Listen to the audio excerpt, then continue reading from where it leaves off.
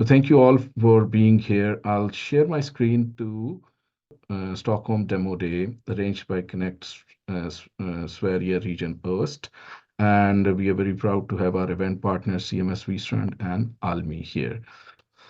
Our first pitch round is with 7 startups: Brew, Devolv, HealPlay, Jubel.ai, NouiLife, Tructric, and Archr.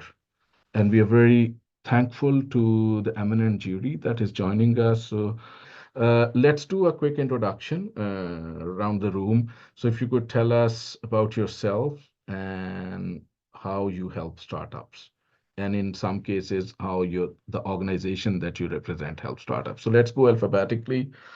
Anders, if we could start with you. Thank you, Namol, and great to be here. Thanks a lot for the opportunity. It's so nice to meet all of you here, both panelists, well, participants, and startups. Anders, I'm currently venture partner with Archr, an early stage VC that was part of funding here in the Nordics 6 years ago. We invest in hundreds of startups literally at the earliest stage. Smaller checks, but then continue investing throughout. In addition to that, currently I'm also working with a couple of startups in a more concentrated form, spending more time on growth, on fundraising, and helping them build their teams and strategy, both from the Archr portfolio and also outside, also building something new in AI. So a couple of things cooking, but really great to be here and support the ecosystem, and look forward to the session. Amazing. Thank you so much, Anders. Appreciate your support to the entire Nordic ecosystem. You are a backbone. Thank you for being here. Let's go ahead. Chris, over to you. Hi, everyone. I am Chris, co-founder and partner at Node.vc. My background is in that I've been working with early stage tech investing in the Nordics for the past 6 years now. Prior to that, I was involved with growth investing and also M&A at a publicly listed company called Tobii. But since 2022, I have been running Node VC, which does pre-seed, seed, and some A-round investing in the Nordics. And we're actually looking to make a lot of investments now this fall and next spring. So really excited about that. Really happy to be here. It's the favorite part of my job to listen to pitches and meet entrepreneurs. So really happy about spending this morning with that. Also thanks to Namol for organizing this. I'm sure it will be great. Thank you so much, Chris. We love the work that Node VC is doing in the ecosystem. Tobii, I remember John has been in some of the calls and you have been previously with us. We love the support you provide to the Nordic ecosystem. And yes, pitches are such a momentum builder, especially if they're happening at the start of the day. Jonas, over to you. Hi, everyone, and a pleasure to be here today and this morning. So my name is Jonas Åström. I have a background from engineering, product management, and revenue growth, especially for tech and media companies. So currently, I run a company called Recuro. We're a growth consulting agency for tech companies. I also work as an advisor and board member and a fairly active angel investor, especially within the hardware and the deep tech space. And I'm fairly active within Connect. Right now, I think I love what Namol and the team are doing, and I try to engage as much as possible because it's always fun and it's a good learning experience as well. So thank you, Namol. Thank you so much, Jonas. Thank you for being active in the network. Jonas is actually on a fireside chat tomorrow on Startup Grind. We'll be talking about pricing in general, but more specifically in SaaS, music, subscription. So there's a very interesting talk happening tomorrow. So if you're building a startup, join us at Startup Grind tomorrow for that deep talk on pricing. Marie-Louise, over to you. Hi, everyone. My name is Marie-Louise. I connect and strengthen startups, also investors and corporates, through open innovation projects at Invenio Growth.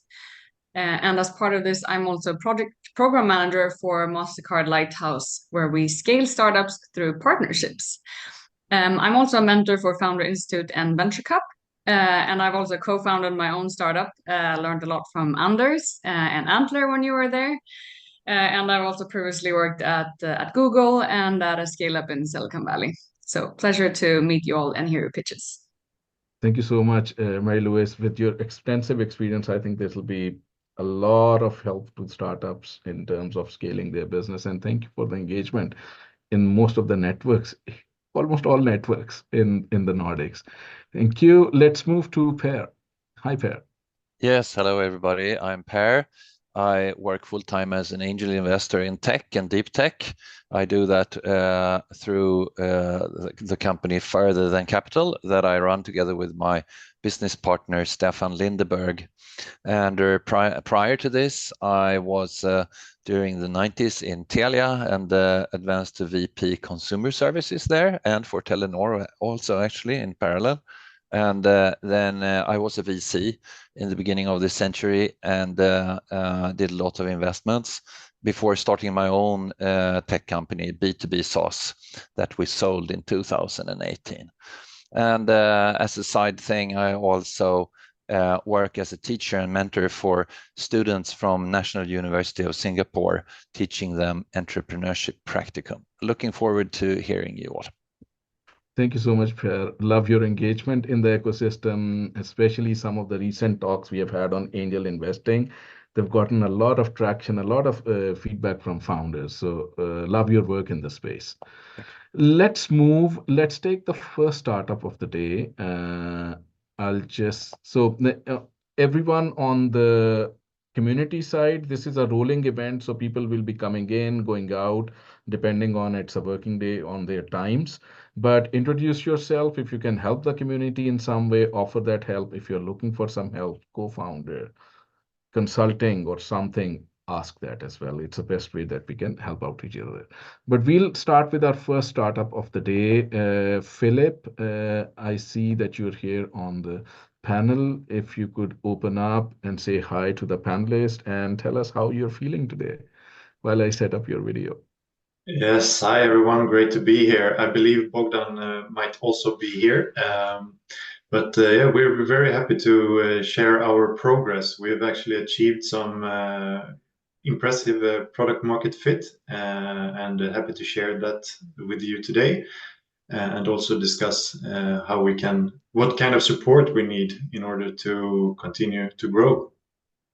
Awesome. Great. I think the first video, I'm just setting the order of the videos here. It might take half a minute for me to do that, and then we should be good to go. So we are moving with the first pitch of the day, which is Drew.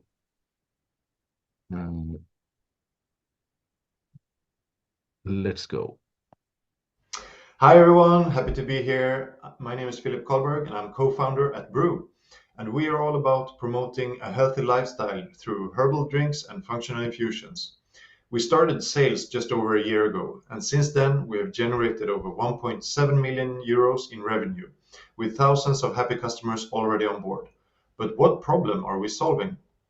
There's actually a massive growing demand for alternatives to soda, coffee, and energy drinks, but there aren't many options made from natural herbs and ingredients like tea. What's the reason for this? Many people actually find it inconvenient and time-consuming to prepare. And this is where we come in. We offer the most convenient beverage preparation solution on the market that, along with our top-quality teas and functional infusions, makes it easy for our customers to enjoy healthy drinks. While both our products can be used on their own, the full experience comes when you use our teas and functional infusions together with the brewmaker. Our business model is pretty straightforward. We offer a subscription service where customers pay a monthly fee to receive the device, top quality ingredients, and everything else that is needed in order to enjoy perfect tea and functional beverages at the push of a button every day. In total, we have sold over 8,000 brewmakers, generated over 1.7 million euros. We have a good return on investment on our marketing activities, and we have an average gross margin over 75%. So in total, we are getting close to break even. And since we launched the subscription service 2 months ago, around 40% of our customers are already opting for this offer, and the trend is growing. And we have achieved all of this while only targeting Germany and Austria. So now we are ready for the next stage. One of the reasons for our success is our amazing team. We have all the skills and knowledge in-house needed to drive sales in our own shop and on Amazon. Furthermore, our investors and advisors provide great support as we continue to grow. Now we are looking to raise 1.5 million euros to accelerate our growth and enter new markets. These funds will allow us to go from 2 million euros revenue this year to reaching over 5 million next year. Everything is ready. We just need the funds to execute our plans to launch sales across several new European markets, including the UK. We have received positive feedback from our first investor meetings because of our proven traction, great customer satisfaction, and readiness to scale. Thank you very much, and I look forward to your questions. Thank you so much, Philip, for the presentation. Philip and Bogdan are now on screen. Mentors can offer their feedback. Maybe if you can locate your, if you click the react button, you can raise hand. It makes it much easier for me to go in tour ordering or the order. But Anders, over to you. Let's start with you. Thanks a lot.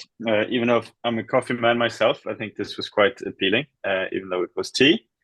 So great pitch. I think it's good that you led with the metrics first, because that's clearly the strength of this case. Very impressive revenue growth, top line growth so far, and also the gross margin looked pretty impressive. I think, though, as you plan to expand into new markets, my feedback, and we've been asked to give more feedback than questions, my feedback would be to also talk more about the distribution, the go-to-market, the marketing play. I think we all know things like Nespresso, George Clooney is one of the reasons that company has grown so much. So how are you planning to do unchallenged, super strong marketing, distribution, make that work from an economics point of view, as well as you enter into new markets? I would have loved to know a bit more about that, because I think that's going to be the success factor for your company going forward. But all in all, very impressive, and look forward to be able to get one of these when you enter Sweden. Thanks.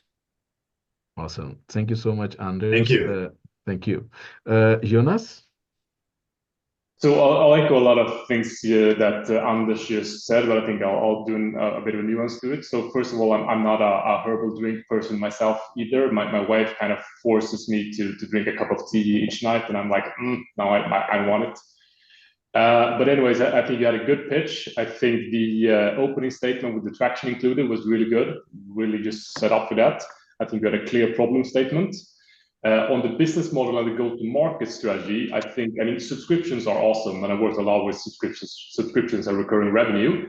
They are great, but you have to make sure that you can actually motivate, that you can get a recurring value to be able to motivate a recurring revenue, right?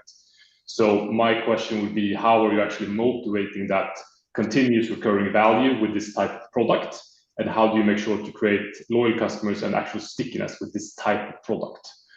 So that's one thing I would like to know more about. I would also like to know more about the market expansions. Why are you expanding to more markets now, and how are you actually going to do that in a serious way? Because that definitely comes with some challenges. But a very good pitch in all. So thank you. Thank you so much, Jonas. Very interesting points. Chris? So first, some feedback, perhaps. In general, I thought it was a really, really good pitch, actually. It felt like you had, from a purely sort of pitch structure perspective, really cover as much as, you really are expected to be able to in 3 minutes, and sort of answered the questions that I had in my head as you went along. So I thought it was really excellent from that perspective. I was wondering, and you can't fit an infinite amount of content in 3 minutes, but I was curious about learning more about the app.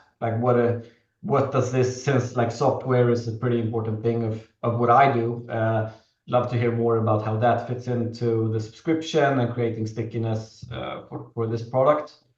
And also, you made me curious about the tea itself. How does it taste in comparison to other teas that I drink and would love to taste it, or get some explanation of that at least, now that it's... We can arrange some for you. Yeah, sometime. I would really look forward to do that. Amazing. Thank you so much, Chris. Marie-Louise, over to you. Yes, hi, and thanks a lot for the interesting presentation. I have some additional comments to what has already been said, specifically on the product, and I think you should better highlight why you have the best tea and products, which is currently not as clear. So first of all, like why your products is different from others. I mean, it's tea that we're talking about. I assume that this comes from Asia. It's not local products. You talk about a lower carbon emission. In what sense is this actually lower? Is it because of transport? Is it packaging? Or why is that? And be clear on why you have a lower CO2, because otherwise, that figure is not relevant to display. Also, I mean, you showed some UN SDGs at your first slide, and that's great, but be sure to have a clear, to be clear on where they come from. Also, if it's healthier,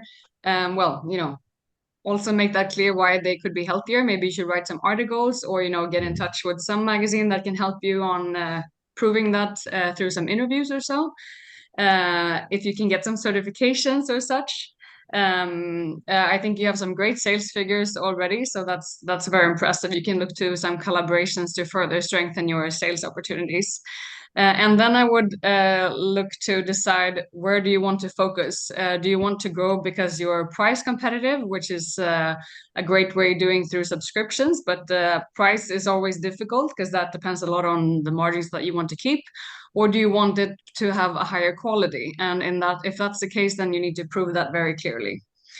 Further on the presentation on your team, you mentioned that you have a great team, but also clarify what's your experience and expertise, specifically as founders, but why you are the ones to move this forward. Then there were some few spelling mistakes, but for investors specifically, do correct those. Okay, thank you so much. We are trailing by 2 minutes now. But I'll ask the next startup to be ready to already appear on the screen. But Philip, any half a minute to you, anything that you would like to say back, ask, or some, we can just have a blend. Definitely want to thank you all for the feedback. Really, really great feedback. I've taken a lot of notes here. I think I would love to have a conversation with most of you in order to explain a little bit more details than what we could fit in this 3-minute pitch. I do believe that we have considered most of the things that you mentioned. Just as an example, Jonas, I would love to learn more about how we could drive recurring revenue and optimize our subscriptions, just as an example. Great session, and hope to catch up with all of you afterwards. Thank you so much, Philip. We move to our next startup. Thank you, investors, mentors, for the feedback.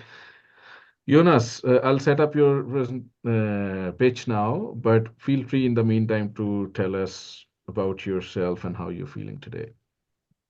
Yeah. Hi, everyone. My name is Jonas, and I'm one of the co-founders of Devolv. So I'm very excited to talk to you today about how we are trying to democratize the home development process and what we have built so far. Awesome. We'll play back your pitch now. Hi, everyone. My name is Jonas, and I'm the CEO and one of the co-founders of Devolv. We started our journey a while back around one single metric, and that's the fact that 70% of all Swedes wants to live in a single family home. Yet, in reality, only about 20% of new residential buildings are single-family homes.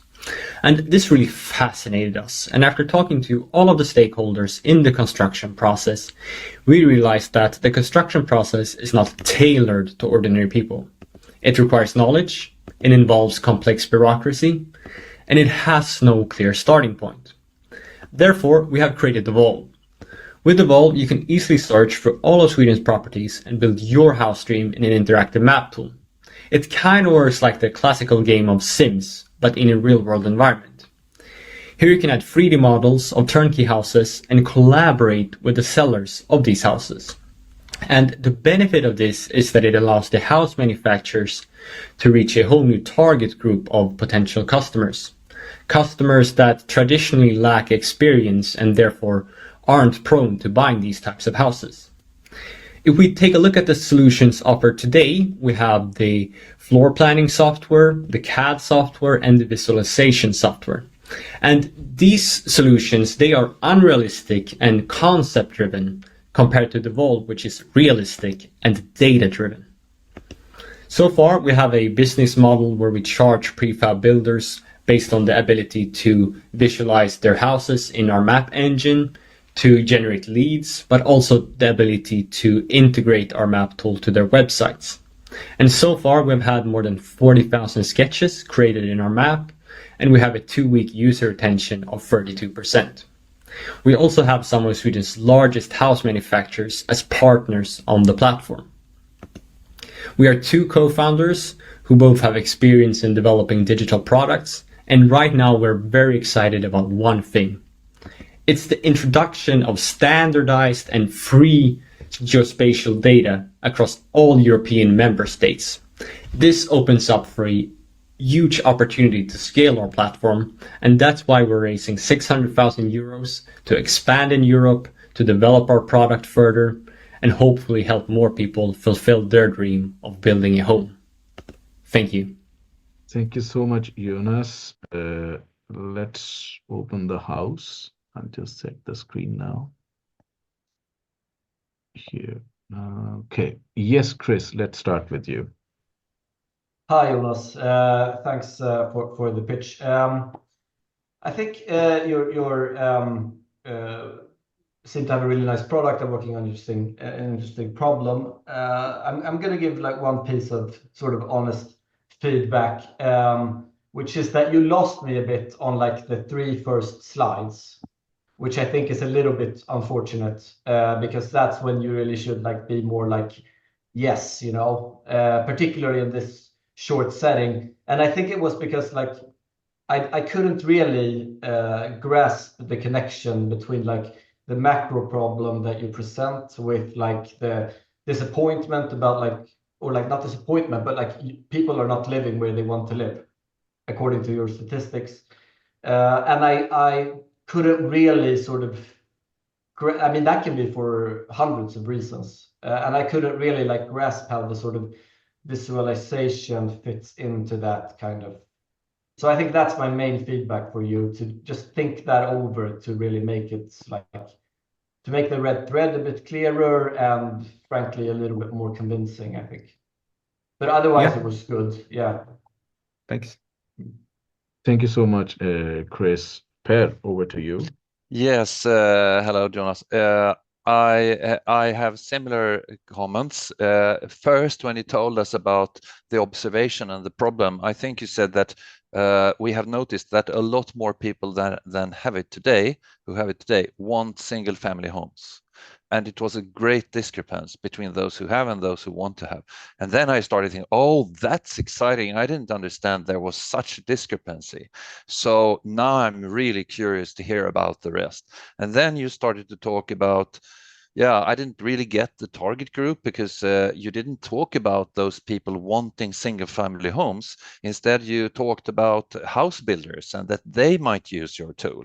And same as Chris, I actually lost you there, but my thoughts wandered away on that first conclusion that you told us about. So there is a discrepancy there. Sorry if I repeat it, but I had the same reaction. Another thought is, does this make the houses cheaper? If it makes them far much cheaper than today, that is a way to solve the problem, of course. If that is not the case, then the problem and what you do is maybe not so related, actually. Then the problem is more related to the house builders and what they experience. And I wanted to understand also both what revenues have you had so far and how much are you raising. You're raising 600,000 euros. That was what you're raising, but the revenues would be interesting. That was one.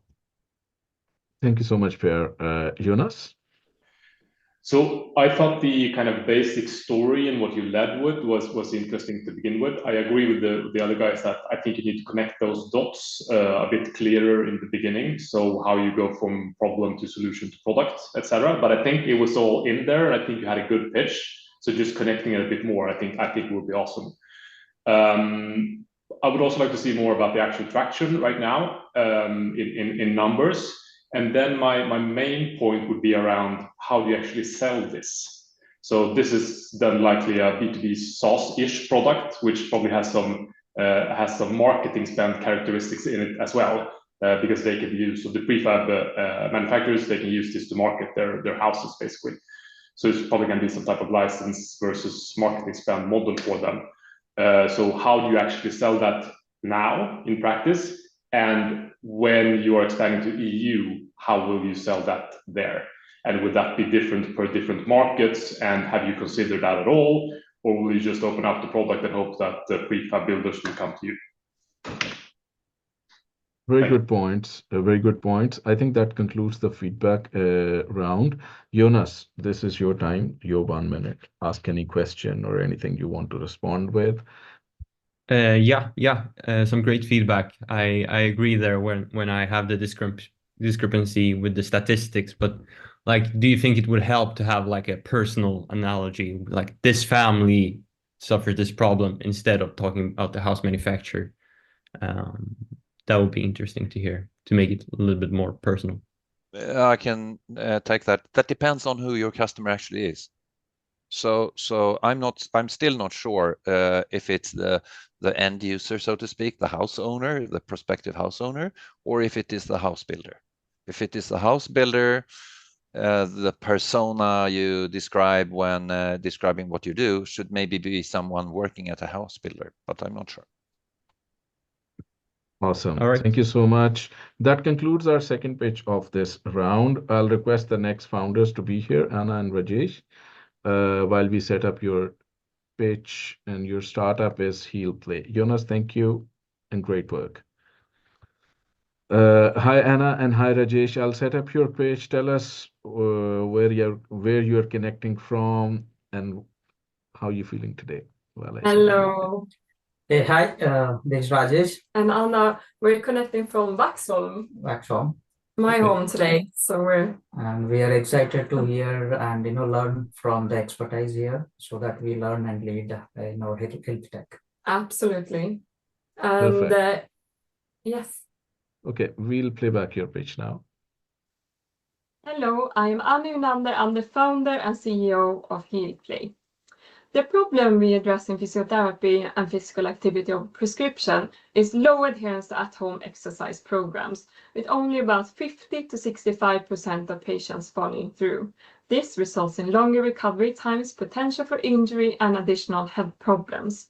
Key problems include lack of data access and patient monitoring, low patient comprehension and motivation, and limited access in rural areas. HealPlay's vision is to create a playful, motivating, and accurate healing journey. HealPlay leverages AI and 3D body pose detection to create a personalized and engaging physiotherapy experience. Our app ensures exercises are performed correctly, providing real-time feedback and motivation at the same time. Assuming 4.5 million of the current 9 million physiotherapy visits in Sweden can be done digital, our goal is to secure 40% market share, equating to 50 million euros in revenue. We have a main subscription-based model today for patients and physiotherapists, with additional revenue opportunities. Our go-to-market strategy involves partnering with universities and clinics, leveraging from their network to reach our target segment and getting user feedback as well. HealPlay stands out among our competitors with a sophisticated AI-driven approach, 3D body pose detection, and gamification. Unlike traditional apps that provide a static instruction, we offer a dynamic, interactive session that will adapt to each user's needs, resulting in higher engagement and effective therapy. Main competitors in Sweden only have video-based solution and something called mirroring today. We have one B2B partnership with Sporthuset And we're also partnering with physiotherapists and occupational therapists, and we have Tobias in our board. We have also other B2B prospects that have reached out to us. Our official soft product launch was this month, so now we are available on stores. Our team combines a deep expertise in technology, healthcare, project management, and entrepreneurship. We are seeking 428k euros in funding to expand our team and to execute on our go-to-market strategy.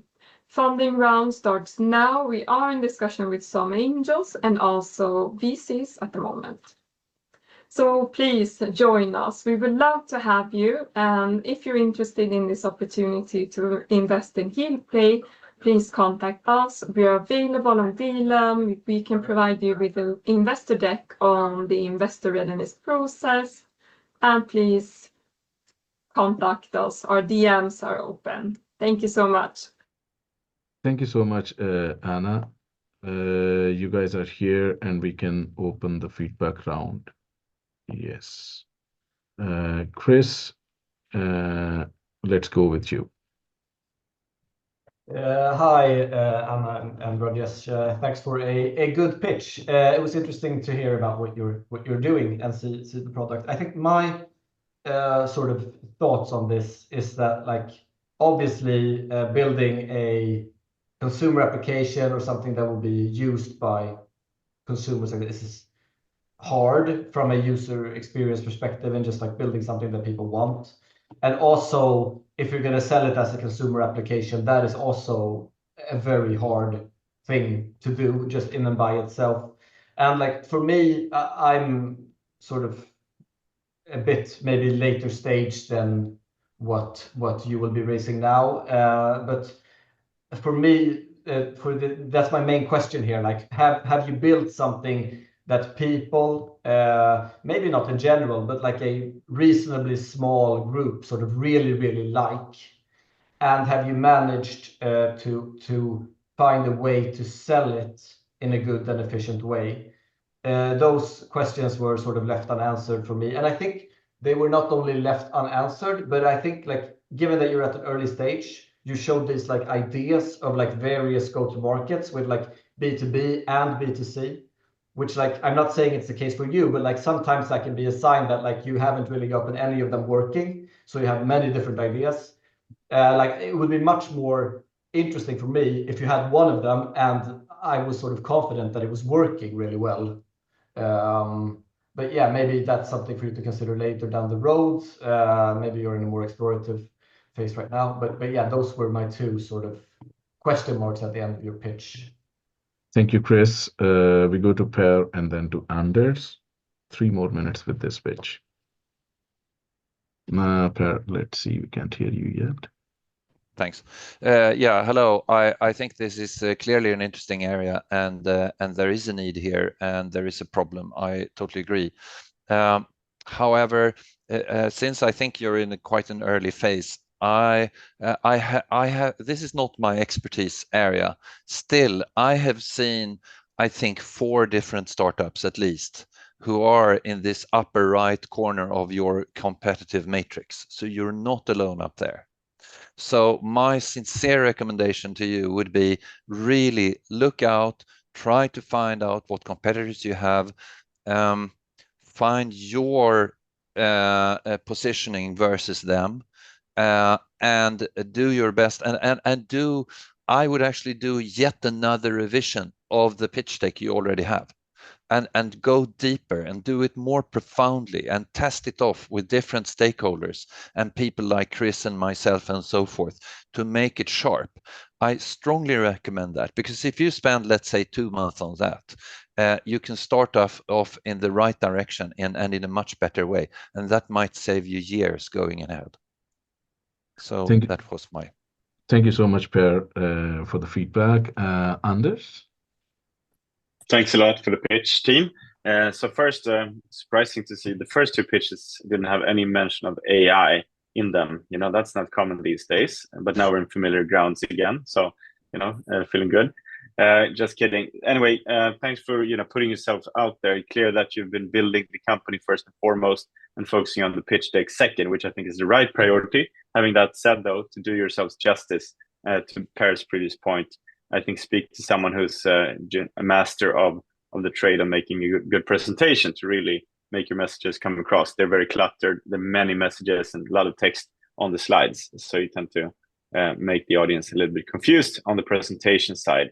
With that said, I think there's a big space here in health tech, in the vertical space, focusing on a certain type of customer or health application. So I think it's a good space. Keep growing the revenue, I think, and building the product at the same time. And then I think the fundraising will solve itself almost. And also, especially working with a team like you, Gordon, I think that's a sign of strength. Well done. Awesome. We are at the last 1.5 minutes. So we can really take very, very short feedback from Jonas and Marie-Louise. Over to you. I'll speak quickly. So first of all, 2 busy slides. I think remove like 90% of the content and make it more stringent in terms of the storyline. That would be great. I mean, this market is quite complex. It's a mix of private and public funding. It's a bit unclear who the use or who the customer is who's actually paying for this. I think clarifying and building a hypothesis around that would be really, really good, because I understand who the user is, but I don't understand who's actually paying for this, so who the customer is. And how are you actually reaching them? What's your go-to-market model? I think that would be really good to get in there. And then 2 small things, but for example, when I, as an angel investor, when I see a startup company promising that they will take 40% market share of a pretty big market, and they also say that you're going to get 9x money back, then I'm like, oh wow, that doesn't seem very realistic. So I would take that out, because I don't think it's trustworthy. Thank you. Thank you so much. Marie-Louise, quick. Great. Quickly, remove all the text and only show the key messages, because it was difficult to know where to focus. And then you showed a good demo, which is great, but make that one full screen, or at least to cover half of the screen so that you can see the product more clearly. Also, if you have any results from users, how well is this actually working? Since it's focused on health, and this can really affect both negatively and positive on how you're actually feeling afterwards. Try and get as much data on that as possible from both users as well as from the potential partners that you have. Amazing. Thank you so much, Marie-Louise. Startup, you're half a minute now. We are kind of struggling with time, but if there is any quick thing you want to share back with the panel. Yes, so really quickly, thank you all. That was really lovely feedback and will help us to execute. And definitely we will try to collect all the feedback now and incorporate and improve ourselves. That's how learning goes. And eventually we'll try to improve and we'll present. And of course it's a initial early stage for sure. And this is the best time to learn. Absolutely. And HealPlay, thank you, Anders. HealPlay started this journey at Archr. We joined your competition, Restart the Future. We were finalists there. So just from an idea, now we have a product out. It took a little bit longer. And yes, we haven't worked on our pitch deck, but we will. But we have an awesome product. And we're also in a pilot program now. We're working with Karolinska Institute at the START program. We have Tobias, which is a PhD and physiotherapist.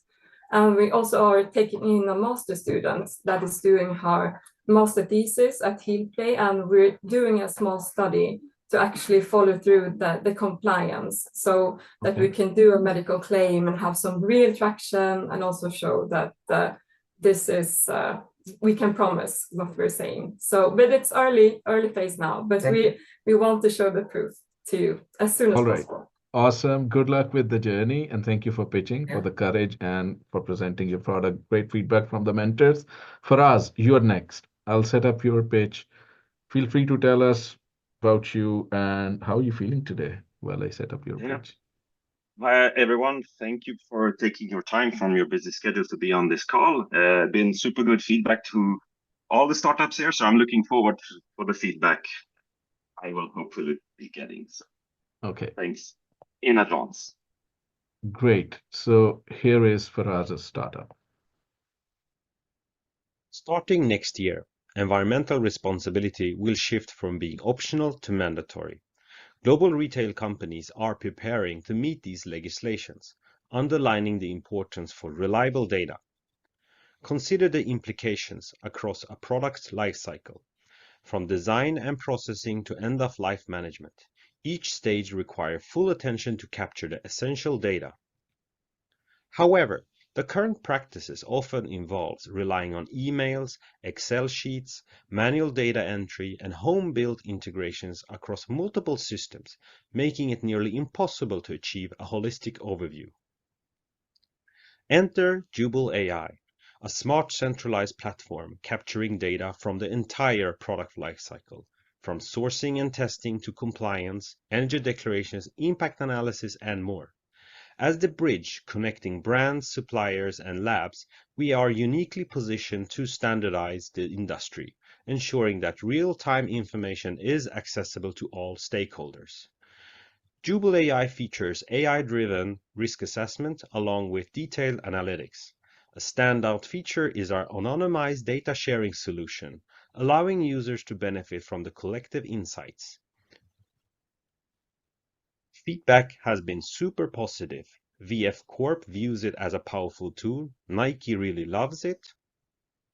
IKEA praises the platform's uniqueness, while H&M and Under Armour recognize its potential to become an industry standard solution. Demonstrating the scalability and international appeal, Jubel.ai has supported 2 global collaboration projects, conducted multiple proof of concepts, and partnered with leading laboratories. We operate at the crossroads of 2 critical markets. This positioning highlights the unique value proposition in unifying these traditionally separate areas. The business model is subscription-based, serving retailers, suppliers, and labs. In future, we aim to also engage other industries and stakeholders. We've spent 5 years developing and perfecting our product market fit. Now we are raising 10 million to onboard clients and accelerate growth, with 3 million already secured. We have the combined industry knowledge and IT expertise to succeed. We are currently onboarding a partner with scale-up experience. Please scan to view an example of our digital product passport. Invest in Jubel.ai to make an impact right at the core of production, promoting a safer and more sustainable world for future generations. Thank you for listening. Thank you so much, Faraz. We open the house for feedback now. I'll just set up it takes like 10-15 seconds for the switch. And we already have, yes, Per, let's start with you. Yes. Hi, Faraz. Thank you very much. A good pitch. And it's tricky with 3 minutes. It's very much information. At least towards me, the challenge here is to dumb it down, so to speak, so that I really grasp what's special about Jubel.ai. And here again, I've seen at least 20 companies aspiring to solve the sustainability management and so forth process for manufacturers and brands. So therefore, when you told me that is what you're doing, I became a bit skeptic. So why Jubel? And then you told me about those brand names that you were working with, and that sounded interesting. But have you sold to them? Do you have LOIs with them? I still don't know. If you could tell me that would be super interesting to know. Then you told us about how long you've been working with this and what you've actually been doing. That sounded quite interesting and impressive. And you ended up with that digital product passport, and that raised my curiosity. So those are my reactions to what you said. Hopefully you can get something out of that for the next version, so to speak. Thank you so much, Per. Chris, over to you. So I thought it was a good pitch in general. I'm a bit familiar with this space since I invested in a company called Worldfavor back in 2019, I think, in Brightly, which is somewhat similar to this, I think, where I understand. It sounds like it. But I agree with Per. I think you should have a competitor slide. It would be my sort of practical take there because this space feels like one where there are quite a few companies. So I would consider that. Otherwise, I think it's a good pitch. Impressive traction. So. Thank you so much. Marie-Louise, over to you. Yes, I think it was unclear in the beginning where your focus was. I mean, you mentioned sustainability management, but that wasn't clear by the slide. Also in addition to what's already been mentioned, on your team, since you're working with regulatory compliance, also add someone that has a specific background because that's not clear from your team expertise. Thank you. Thank you so much, Marie-Louise. Jonas? So I'll maybe repeat what I said to some other pitches, but I would like to understand more of how you actually sell and go to market and actually bring in new clients. I would also kind of question, so if I understand correctly, the investment you're looking for right now is to accelerate growth. What does that mean? And why can't you just sell yourself with the team you have right now? Because this type of product, I would suppose that it's quite a high value product to larger companies. And I'm guessing that the founders and you for us, will probably one of them, you would probably be driving a lot of the sales on a fairly long horizon, actually. So why aren't you just doing that? That would be my kind of challenging question. Thank you. Awesome. Thank you, Jonas. Fraz, 1 minute to you, and the next founders can also join the stage now. Thank you very much. Yes, we have paying clients for the POCs that we have conducted. We also have LOEs, and we have one of the largest companies within sports brands in the US that will start using it from next year. So we have everything prepared. The problem has been that these large companies do not want to invest their business into a one-man show or one or two persons. So we have the clients, we have them ready. We need to show that we are stable, we are a big team, and have funding to support the onboarding. And this differs a lot from all the tools, even World Favor. Those are very much focused on only sustainability, while we have compliance as well for testing, inspections, certifications, and so on. Things that are required in order to sell in different markets. Got it. Thank you. Sorry, very good feedback all around. I love it. And competitor, of course, put it in. The problem is we operate in so many different areas. We have competitors in PLM, in other different tools. So we're actually competing with them all, but uniquely by combining them into one tool. Awesome. We'll be sharing all the startups who are pitching in a particular round with the mentors as well, so you can have a contact with them. But thank you so much for the pitch. Let's move to our next startup, NouiLife.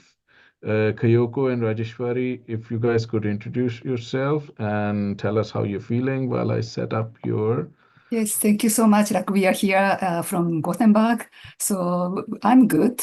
And I just wanted to tell you, so we are very healthy people. So that's why it is really hard to understand the problem behind the scene. So that means like, that people has a chronic condition. So, but 2.3 billion people suffering from neurological disorders or bladder issues. So just, I really wanted to tell you that we are focusing on that problem. All right. Thank you. Amazing. Let's start your pitch. Fellow members, welcome guests, dear juries and investors.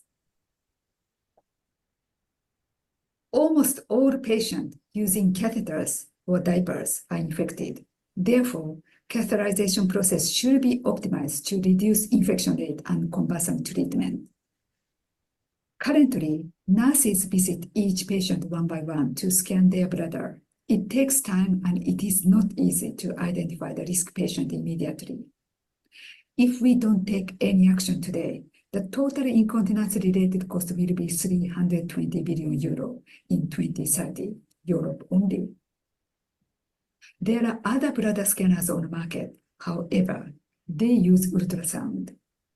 Therefore, they have cost and size constraint. The wearable market has not been established. The market requires paradigm-shifting solutions that completely change healthcare landscape for digitalization. We are launching real-time bladder monitor using electric signal transmission capacitance coupling method to compare the signal strength and estimate fluidity of the bladder. It notifies caregivers the time to empty the bladder. It is built on simple electronic construction and small in size. The electrodes integrated into textile computing and printed electronics that ensures an extra comfort for patients with dementia. Our business model is subscription plus education packages and service level agreement. This model is validated with customers in Poland and Portugal. Our device continuously collects data. Our business model is scalable to data patterns and licensing. Our initial customers are private elderly care home. The beachhead is 8.4 million euros. We can reach out 46 million patients in Europe, in total 130 billion euros. We are working on the third generation prototypes.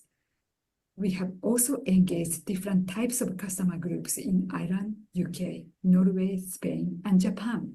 With these customers, we facilitate other customers' adaptation in change of healthcare delivery. We are developing the product ourselves. We need to secure the personal cost and small pilot studies. We are actively raising 500,000 euro. We are passionate about addressing this global pain. We have super dynamic global advisory board to cover all other competence. Thank you. Thank you so much, NouiLife. Let's see. Yeah, we're setting this up. Anders and then Marie-Louise.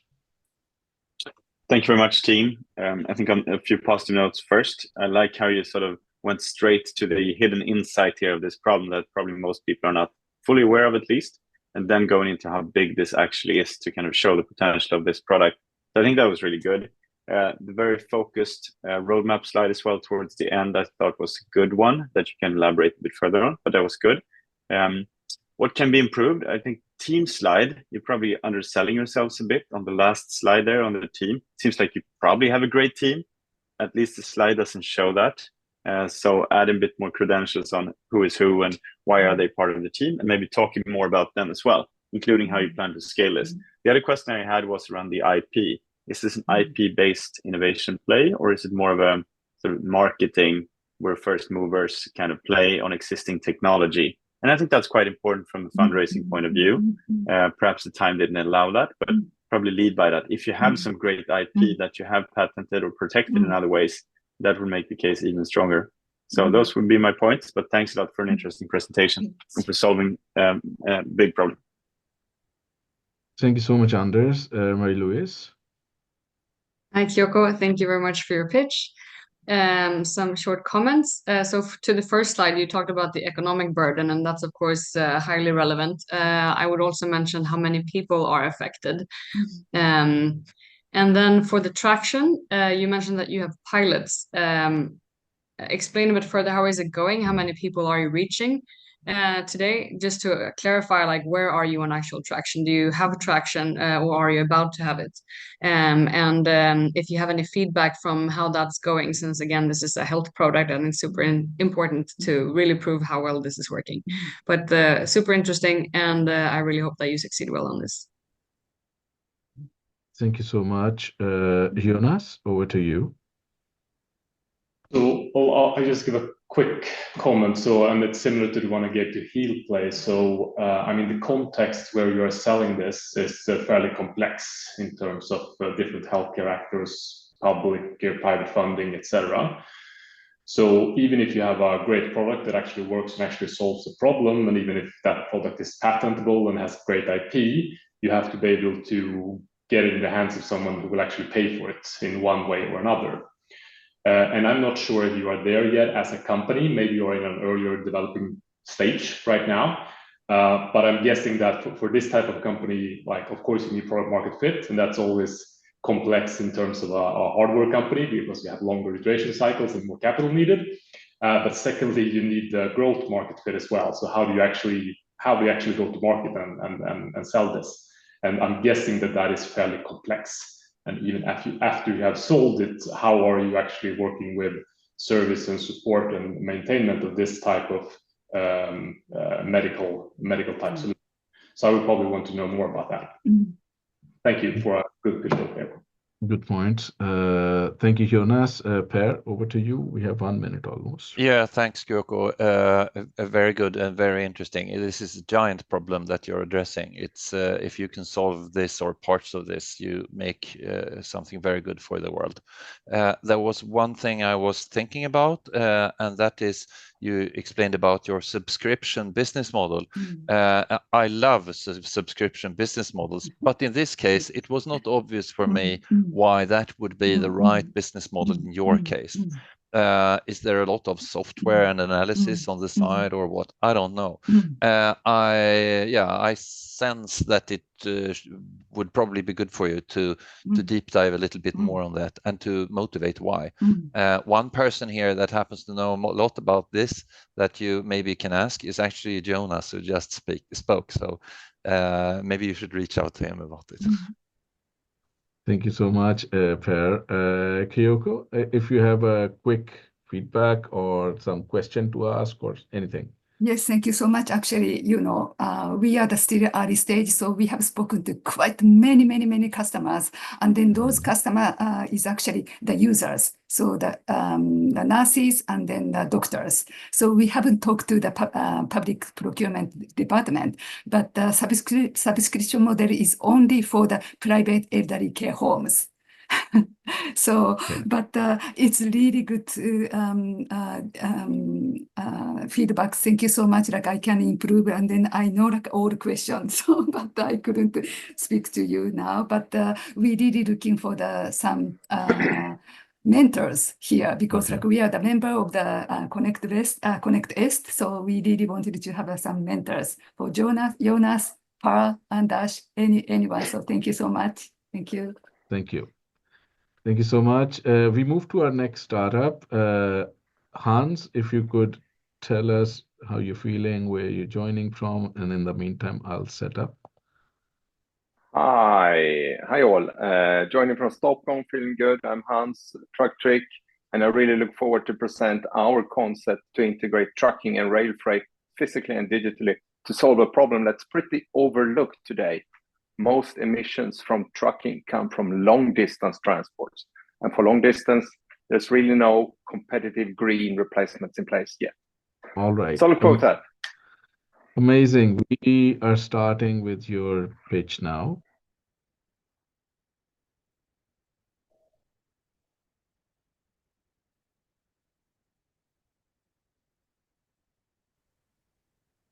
Did you know we still have no good alternative to replace diesel in long-distance trucking? A few years back, on a crowded German autobahn surrounded by trucks, I spent some hours thinking, there's gotta be a better way. My name is Hans Lesius, and ideas from that ride were the starting point of Tructric, and we enable seamless combinations of road and rail. It's well known to ship trailers on railway wagons to combine the sustainability of rail over long distance with the flexibility of road first and last miles, enabling fossil-free door-to-door transports with large energy savings. But the transition between road and rail is a weak spot. Costs are high. It takes hours to load a train. Terminals are few and far apart, and most trailers cannot even be lifted. And additionally, there are administrative problems related to the total disconnect between rail freight and trucking. Consequently, this combination is seldom competitive, if even available. Instead of heavy lifting, we use precision driving and modern technology. The trailer is rolled onto a flat railway wagon from the side in a movement much like the parallel parking of a car. At the same time, the driver receives maneuvering assistance via a software connected to sensors to secure high precision and safety. Using this software and data, we aim to offer assisted loading as a service, and around that, additional services in transport management, creating a new service category to integrate trucking and rail freight.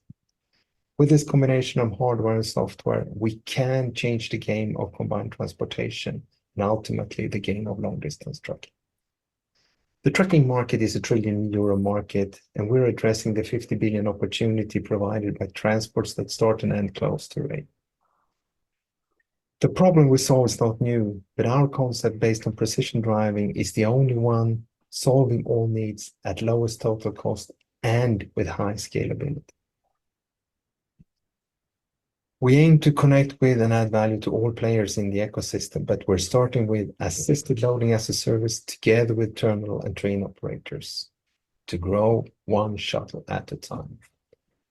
Concept is now well defined and validated, and we're developing technology together with partners, targeting first shuttle by 2026, break even 2028, and to ship 10% of long distance trucking by 2035. We're a team with relevant skills and experience and a strong drive for sustainable transportation, and we're now out on our quest for a first investment of 700,000, targeting valuation of 3 million to develop a working prototype and to grow our patent portfolio. Thank you. Thank you so much, Hans. Let's see if we can, yeah. For the panelists and startups who are here, just a quick announcement. We'll be onboarding you in about 10 or 15 minutes. We have one more pitch after this in this round. Thank you. But let's start with Chris and then with Per. Hi, Hans. It was a fascinating pitch, really interesting thing that I had no idea was a thing. Maybe it isn't until your company, I don't know. But like what I thought when I was Googling you a bit this morning, this company, checking out a website, was like, wow, this looks like, because what I know about trains is that it's extremely expensive to build stuff related to trains and it takes a very long time.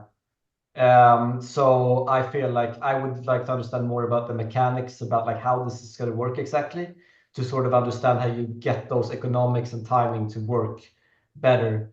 Another thing was I actually had a little bit of trouble hearing you, particularly in the first half. Just so you know that, maybe slow down a little bit, try to speak a little more clearly, perhaps in these kinds of settings. But yeah, otherwise, good pitch. Thank you so much, Per. Over to you. Yes, hi. Good pitch. I think it's a very interesting idea. I really like the idea, and I so to speak confirm that you that this is it is an opportunity. But at the same time, it's also a challenge. It's tricky. It's an entire ecosystem. You're of course dependent on creating this as a standard. You leave off this container at one place, and someone else picks it up and has to have a hauler reasonably that is adjusted to that. So you have to get some kind of network effect very quickly. So as an investor, I would like to see traction in the industry for us, so to speak, that this is now really possible to create as an industry standard somehow, because you're reasonably dependent on that. So that would be my suggestion, not to spend too much money on technical development, things like that, more to get traction within the brains of the industry leaders. Thank you so much, Per. Jonas, over to you. I'll just quickly echo, I think, what Per just said. I mean, is there a way to actually test this as a business without too much more money on technical development? I think that would be interesting. Thank you. Awesome. Thank you, Jonas. Yes, Anders, and then we turn the table over. Yeah, super quick. Thanks, Namul, and thanks a lot to Hans. You know, I've seen you build this for a while now, from the Antler days, and well done, you know, getting here, and I really admire your grit and perseverance in this field. And I think you convinced us back then even that it's a big problem worth solving. So I hope you continue that pursuit. I agree with some of the other points mentioned. In deep tech, I think seeing is believing oftentimes. So if you can find a good way of you know, like the previous company, they're illustrating how to build homes, for example, on the ground, something that is even more visual, showing how this works will help us all address those questions. How does it work? Will it work? And so forth. The traction slide as well, and the traction piece can be even more strengthened. And I think a very detailed point, and of course mentioned this as a learning tool. On the fundraising slide, I think that's another piece, how it was, I was thinking, what currency is this, K, Euro, 600 or whatever it was, very unorthodox way of putting that down. That just is a bit of a distraction, but happy to speak to you afterwards about that one. But again, well done. Keep up the grit and hope this fundraise goes really well. I'm sure it will. Thank you so much. Hans, over to you. Your 1 minute starts now. Well, first of all, thanks a lot, all of you. Some maybe new points, but pretty much I recognize there is a challenge in this industry. It's totally right. Seeing is believing, and people want to see and want to have quick solutions. So it's very much about showing, but also solving some of the technical problems. I think we're showing that we can do it in reality also without full development. But thanks a lot. Good feedback. Thank you so much. Great. That brings us to the last page of the of this round. Let's see if we can find Odessa here. Odessa, you're welcome to join us on screen now while I look for your pitch. Thank you. Yes, hello. Odessa here, joining from Stockholm, and I'm going to present Archr to you. Looking forward to getting your feedback as well. Awesome. It's been very valuable to listen so far. Yes, Odessa, I'm locating Archr, and here we go. Let's go. Hi, my name is Odessa, and I'm a consumer that cares about sustainability when making my purchases, and I'm not alone. 80% of all consumers today find sustainability to be important when making purchases, yet it's so hard to know what is actually a good choice. For example, is it better to choose a t-shirt made with recycled or organic materials? To me, it's like comparing apples and oranges. It should be easy to make sustainable purchase decisions, so we created a method that transformed complex sustainability information of products into a score ranging from 1 to 10. Simply put, we are the Google Translate for sustainability. And the scores are made up of several aspects, such as circularity and climate, and are based on rigorous research and EU directives. Companies can integrate our scores so that you, as a consumer, can compare products on sustainability directly on your favorite retailers' websites. And the business model is B2B subscription. And by making it easier for consumers to make conscious decisions, retailers are not only helping the planet, they also have a chance to attract a growing segment of value-driven consumers. So in short, Archr's solution helps companies do good and grow their business at the same time. Archr's SaaS solution also consists of a portal where retailers can access the database with all product scores and add new products, either by uploading product and sustainability information themselves or by requesting suppliers to do so. And in the future, we at Archr will automatically collect the data by making use of AI, so this will make the solution even more user-friendly. And currently, we are running a pilot project with 6 companies, such as Inet and Designtorget, and that's to receive feedback on our solution. And 3 of them have also signed a letter of intent indicating their interest in testing the solution once it's ready, and our SaaS solution is soon to be launched. And the timing of Archr is perfect. Sustainability is a trend that is here to stay, and the market we believe we can capture consists of retailers that care about sustainability, mainly within Northern Europe. And through subscription, we estimate Archr's market to be worth 30 million euros. There are some players outside the Nordics, but Archr stands out as we offer a consumer-friendly solution based on a unique method, taking a holistic view on sustainability. And the next steps is to launch the SaaS solution, complete the sustainability score with more aspects, and close a seed round of 400,000 euros to be able to complete the technical development and to grow. And later on, we're aiming to launch in more product categories and expand internationally to make as large of an impact as possible. And what will make Archr succeed is our hungry and passionate team with diverse competences within sustainability, tech, and business. Join our journey in making a change, one sustainable choice at a time. Thank you so much, Odessa. Archr, we open the house shortly. Let's see.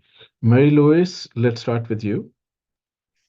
Hi, Odessa. Thanks for a super interesting pitch. Personally, I'm also very passionate about sustainability, and I love these types of tools. So looking forward to seeing your development. So first of all, you mentioned, well, I'm curious about the product. You mentioned it's based on EU regulators.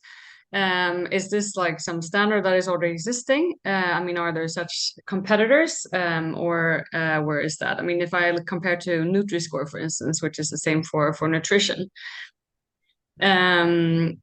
Also, who are your users? Are you looking for B2B or is it B2C? And in that sense as well, how would the product work? Do you type? Do you do it over voice? Do you use Google Lens to understand like how can I get this score for my product?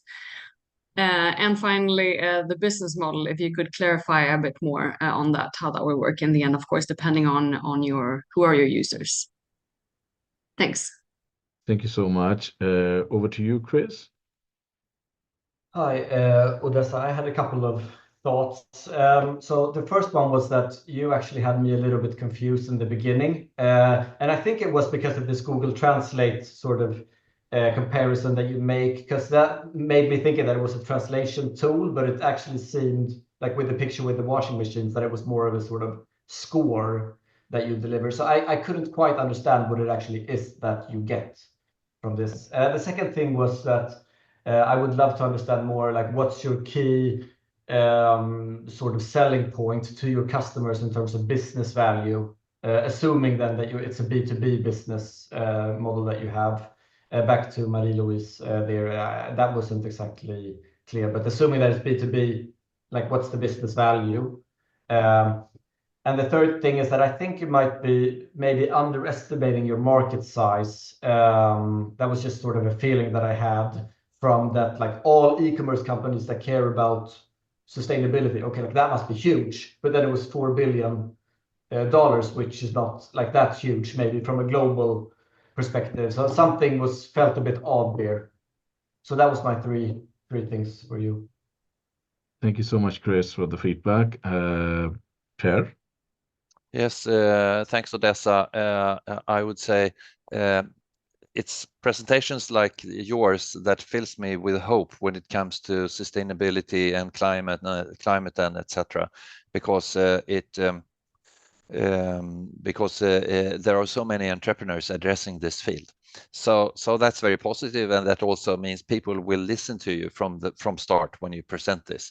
However, it also means that you have a lot of competitors out there competing for attention simply. So the big question in our heads, or at least in mine, is of course, why you? Out of all these entrepreneurs, why you? And that is very important for you to focus on to answer that. Also, I would guess that considering your idea, it's quite crucial for you to become more or less of an industry standard. That would simplify it tremendously. And if it's not, there is a very high risk of it popping up and then just fading away. So that part, how to achieve that, I didn't see that, and that would be very interesting. Thank you so much, Per. Let's see. We are 2 minutes away from closing this round. If there is no further feedback, Odessa, over to you. You can ask questions, get some suggestions, connections. Yeah, but first of all, thank you for the feedback. Super valuable. And just to clarify, so it is a B2B service, or we're like selling the scores to the retailers. So it's like an API solution in that way. And I agree about the why you part, because as you say, like a lot of people are into the sustainability space. But from my part, I would say it's because we have done such a profound job with the method, like the scoring process. And we were even talking to Apple at their office here in Stockholm, and we got very positive feedback from them. Then we had a bit of a problem. We had a CTO dropping out of the team, and now we finally have a new one. So now we have started the development process. So we didn't get a chance to meet Apple's developers, but that would be yeah, very fun to see what they think further about it.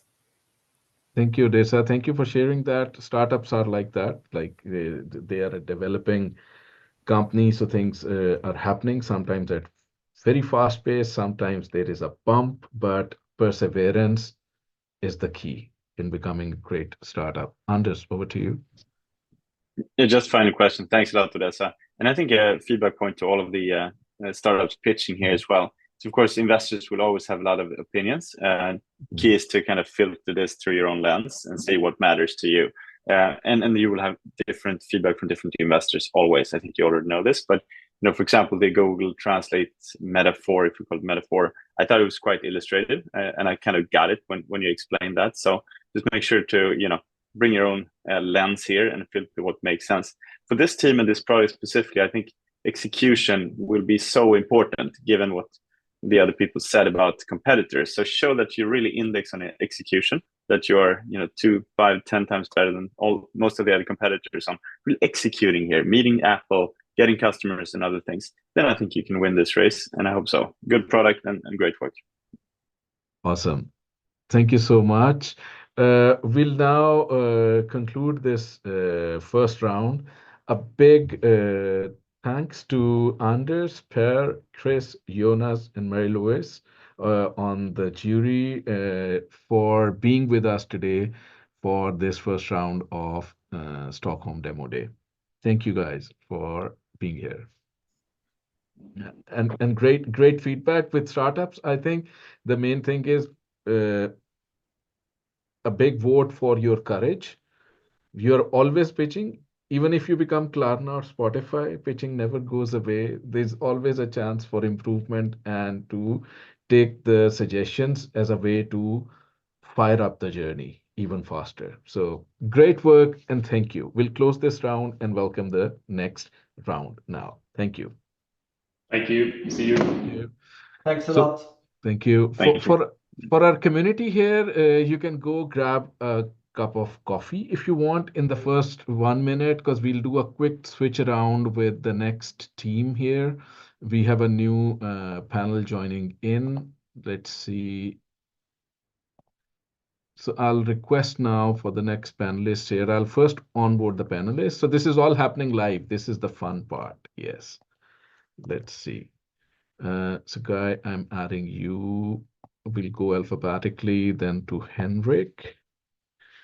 We had amazing. So somehow when we were designing Stockholm Demo Day, we were trying to figure out what's the magic formula for number of pitches, number of startups, and feedback. And today I was looking over the program. In the morning, there are 3 sessions, all with 777 startups. These are typically the startups who have been in Connect for a while. Joakim. And then in the evening, in retrospect, I was also checking. Those are also 7 startups. So there's going to be 3 digital and 2 physical rounds in the evening of 7 startups each. 7 multiplied by 5. Let's see. Joakim, let's see if I can bring you in. So this will be a minute-long switchover. So bear with us in this process.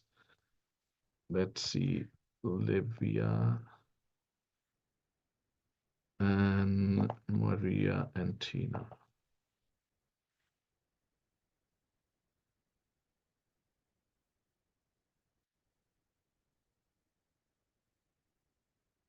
Okay. Hi, Olivia. Let's see. I'm just going to do a quick check if all the panelists are here. So Guy, you're here. Henrik, Joakim, Olivia, Maria, Tina is joining us. So we'll take half a more minute and get all the startups in. So we'll start with Poyan and then Daniel.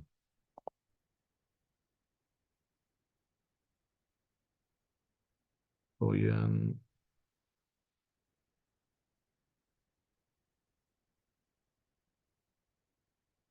Daniel. Bertrand. Startups can switch off their video once they are on the screen. So first join and then switch off the video so that we can start with an introduction first. So there are 7 startups in this session as well. And we are good to go. We are doing this live in absence of a green room today. There was some glitch. Alexander is joining from Startup Monava. And Carl is joining from Nearby Store. And we are now onboarding the last startup, Ventella. And Linear.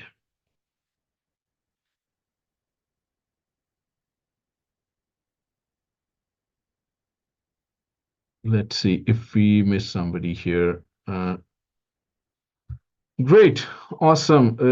Let's get started. First of all, a big thanks for being here, everyone. We'll quickly give a quick overview of why we are here today. I'll share my screen and do a quick run, because some of you might be joining for the first time. It's a rolling session, so everybody can join at any time.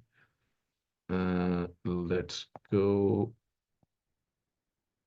Okay, so we are here for Stockholm Demo Day. It's an annual event. We are holding our first demo day in Stockholm. 21 digital pitches through startups and 14 in today's after work in the evening in person.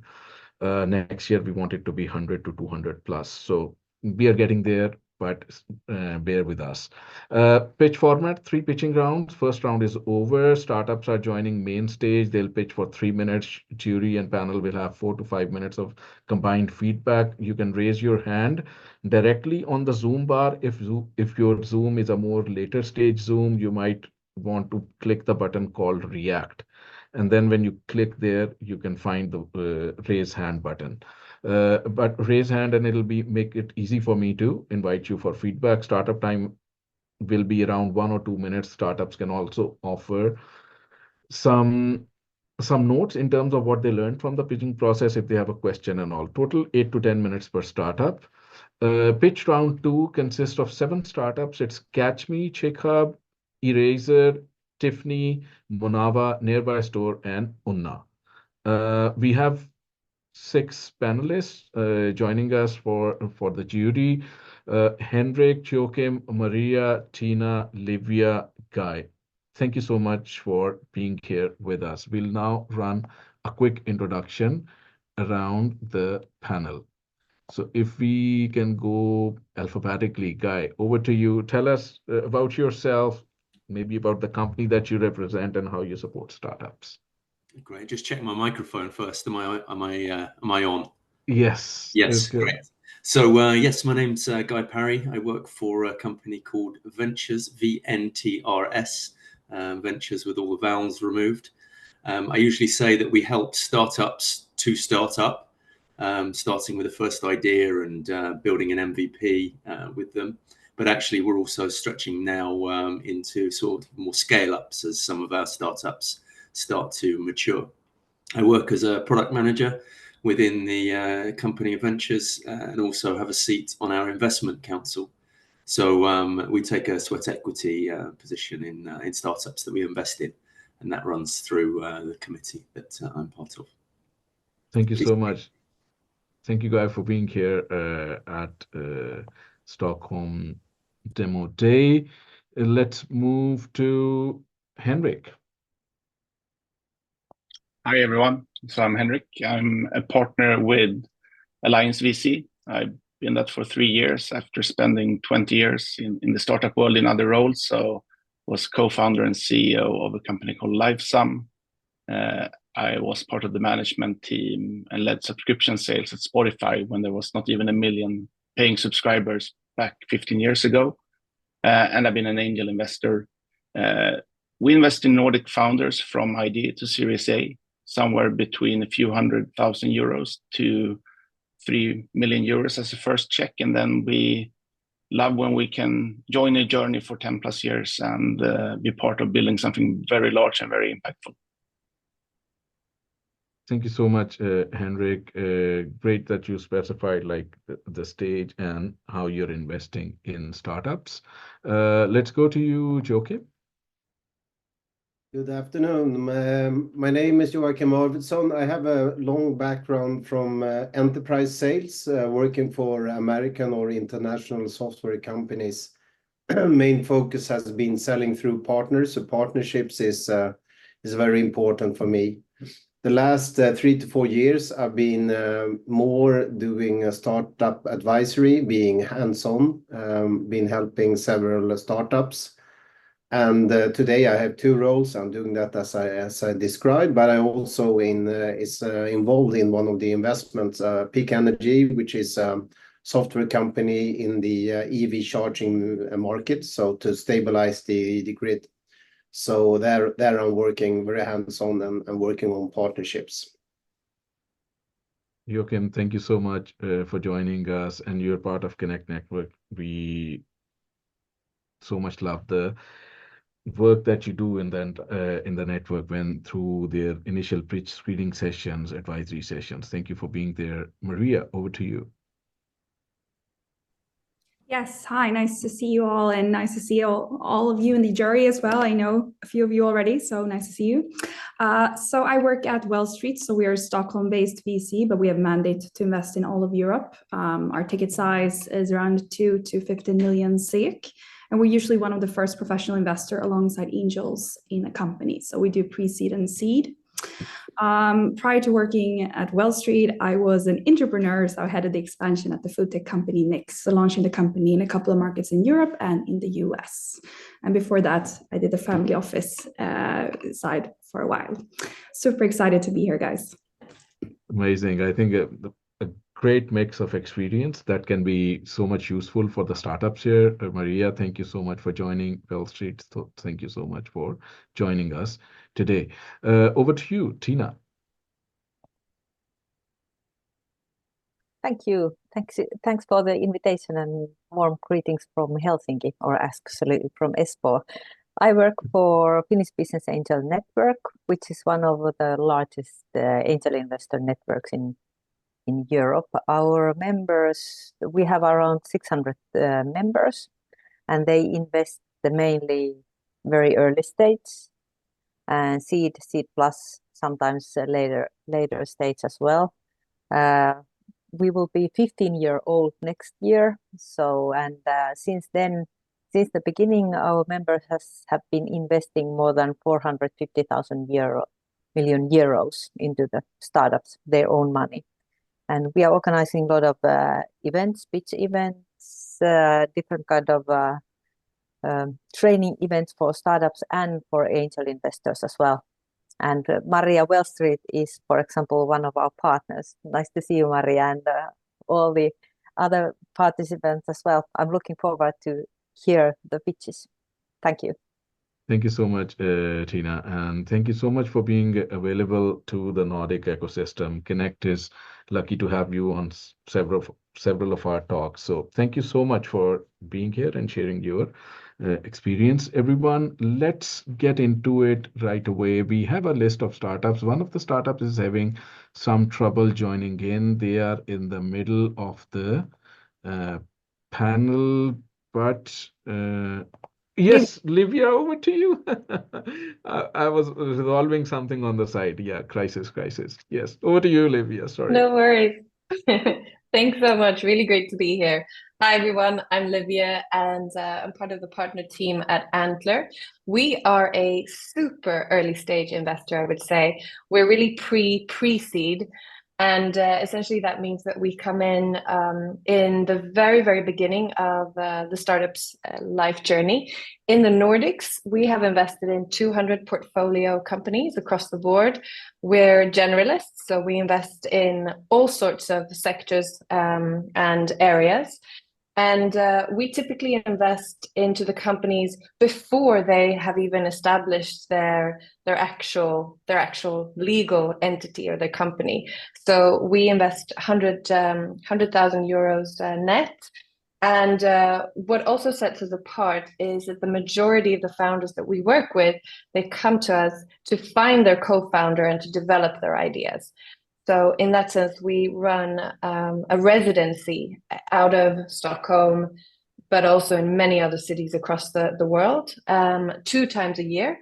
And the residency is approximately, all in all, 6 months long if you get the investment, and 3 months long in the beginning when you work to develop your ideas and meet your co-founders until we have our investment committee. So really excited to see the startups pitch today. Amazing. Livia, thank you so much for being here. I remember Antler from the early days as well. Yesterday, I read it on LinkedIn. You had 244 people joining the Nordic, something like the number stuck somewhere. Maybe I'm not right. And I remember a very early talk I had with Magnus like 3 years ago, 4 years ago, before the pandemic, I think, from Zalora, right at the time when Sweden was one of the main markets, but you guys have grown exponentially. So great work globally, I would say. But let's move to our first startup. Thank you all for being here. How are we doing on time? Oh, we are terrible on time. Good. So we'll need to move this round slightly faster. So we'll request our first founder to come on screen now. Poyen, if you can join us here on screen while we sync up your pitch. Hi, how are you feeling today? I'm fine. I just got my coffee first time for today, so extra good. Okay. And you too? Everything is good. Time for coffee. Let's see. So let's see if I can find your pitch now, and we'll start with. If you find my second pitch, my first one was very long. Catch me. Yes. Let's go. Hello, my name is Poyan. I'm the founder of Catch Me. And what's Catch Me? Yes, it's digital staffing. Actually, we are first Sweden digital staffing, and it's like Uber and Airbnb, but for extra people. So you just, if you're a company, just add in the platform how many people you want or when you want it. And the platform, it doesn't do it everything 100% digital for you. So why Catch Me? Yes, it's very quick, very easy to use. It's much lower cost than Manpower, Randstad, Adecco, because we own our platform. Everything is digital. We don't have any overhead cost at all. It's more equal workplace. It doesn't matter how you look like, where you come from. Everyone is anonymous since there is no manual handling at all. Of course, we have collective agreement, and nowadays we also have ISO certificates. So little facts. When we launched it in the beginning of this year, more than 10,000 people actually download the app, and it was top 10 in the App Store and Google Play. Before the end of this year, we will release it in Finland. We actually have people already working in Finland. And next year, we plan to release this app in Norway and also Denmark. So how does it work? It's very, very easy. You, as a worker, just download the app and you sign in with Bank ID. Very, very smooth registration. You then do our digital tests. The camera is on, the mic is on, and you need to do tests around 30 minutes, and then you're qualified. If you do the tests very good, you will get more jobs. Then you get automatically anonymous matching. You go to your work, you work. Before you go home, you get actually payment through Swish directly. So for the employers, very easy, the registration, everything in the web platform, no problem. Done 30 seconds. So our customers, we have more than 10 customers right now working with us, big customers actually. And we can add the city, whatever we want. Sectors we're staffing right now: warehouse, logistic, truck drivers, cleaning, stores, event arena, and from September we also home service. So this is actually contracted public tenders we have. We got 2 for 8 million contracted already. So real numbers: 140 works shifts during June, 10 large employees. We have more than 120 investors already. I hope you will join me. So our pace is quite high right now. 1,000 hours warehouse, 1,000 hours housekeeping, 800 hours in service.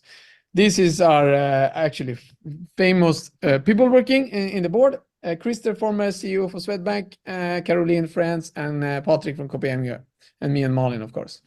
This is business goal. We're aiming 12 million next year. There will be no problem. Business model, just talking about employee, employer, matching, working, salary, and invoicing automatically. The offer is very easy. 6 million, we're taking this, the valuation pre-money 30 million, and it's very easy. You just sign it. We close it in 3rd September. Welcome on board. Thank you so much for a super quick presentation. And we start the feedback round. Feel free to use the raise hand function if possible. You can find it with React. But Tina, over to you. Okay, thanks for the good pitch. It was interesting. I've been working almost around 8 years in the job posting industry in my past. So that's why it's always interesting to see and hear pitches in this field. You've done already good job in, you have app and everything like that. But I was wondering that what makes you different, or what's your unique value proposition, that why I, as a job seeker or an employer, should start using your app instead of putting, for example, easily nowadays to LinkedIn, and I'm looking for if you are an employer. Thanks. Thank you. You don't need to answer because otherwise you won't get time for feedback. You can take the last 1 minute when we request you. Okay. But good point. Thank you for the observation and sharing your experience, Tina. Over to you, Maria. Yes, I'm really building on what Tina said. So you need to show how you're unique compared to the competitors. But first and foremost, great pitch. Also, I would like to see, you talked a little bit about inclusion, or you mentioned it in the slide.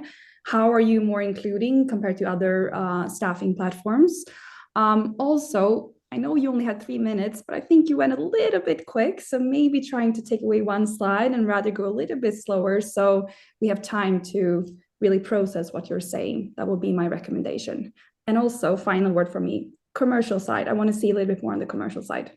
Thank you. Thank you so much, Maria. Good point. Livia?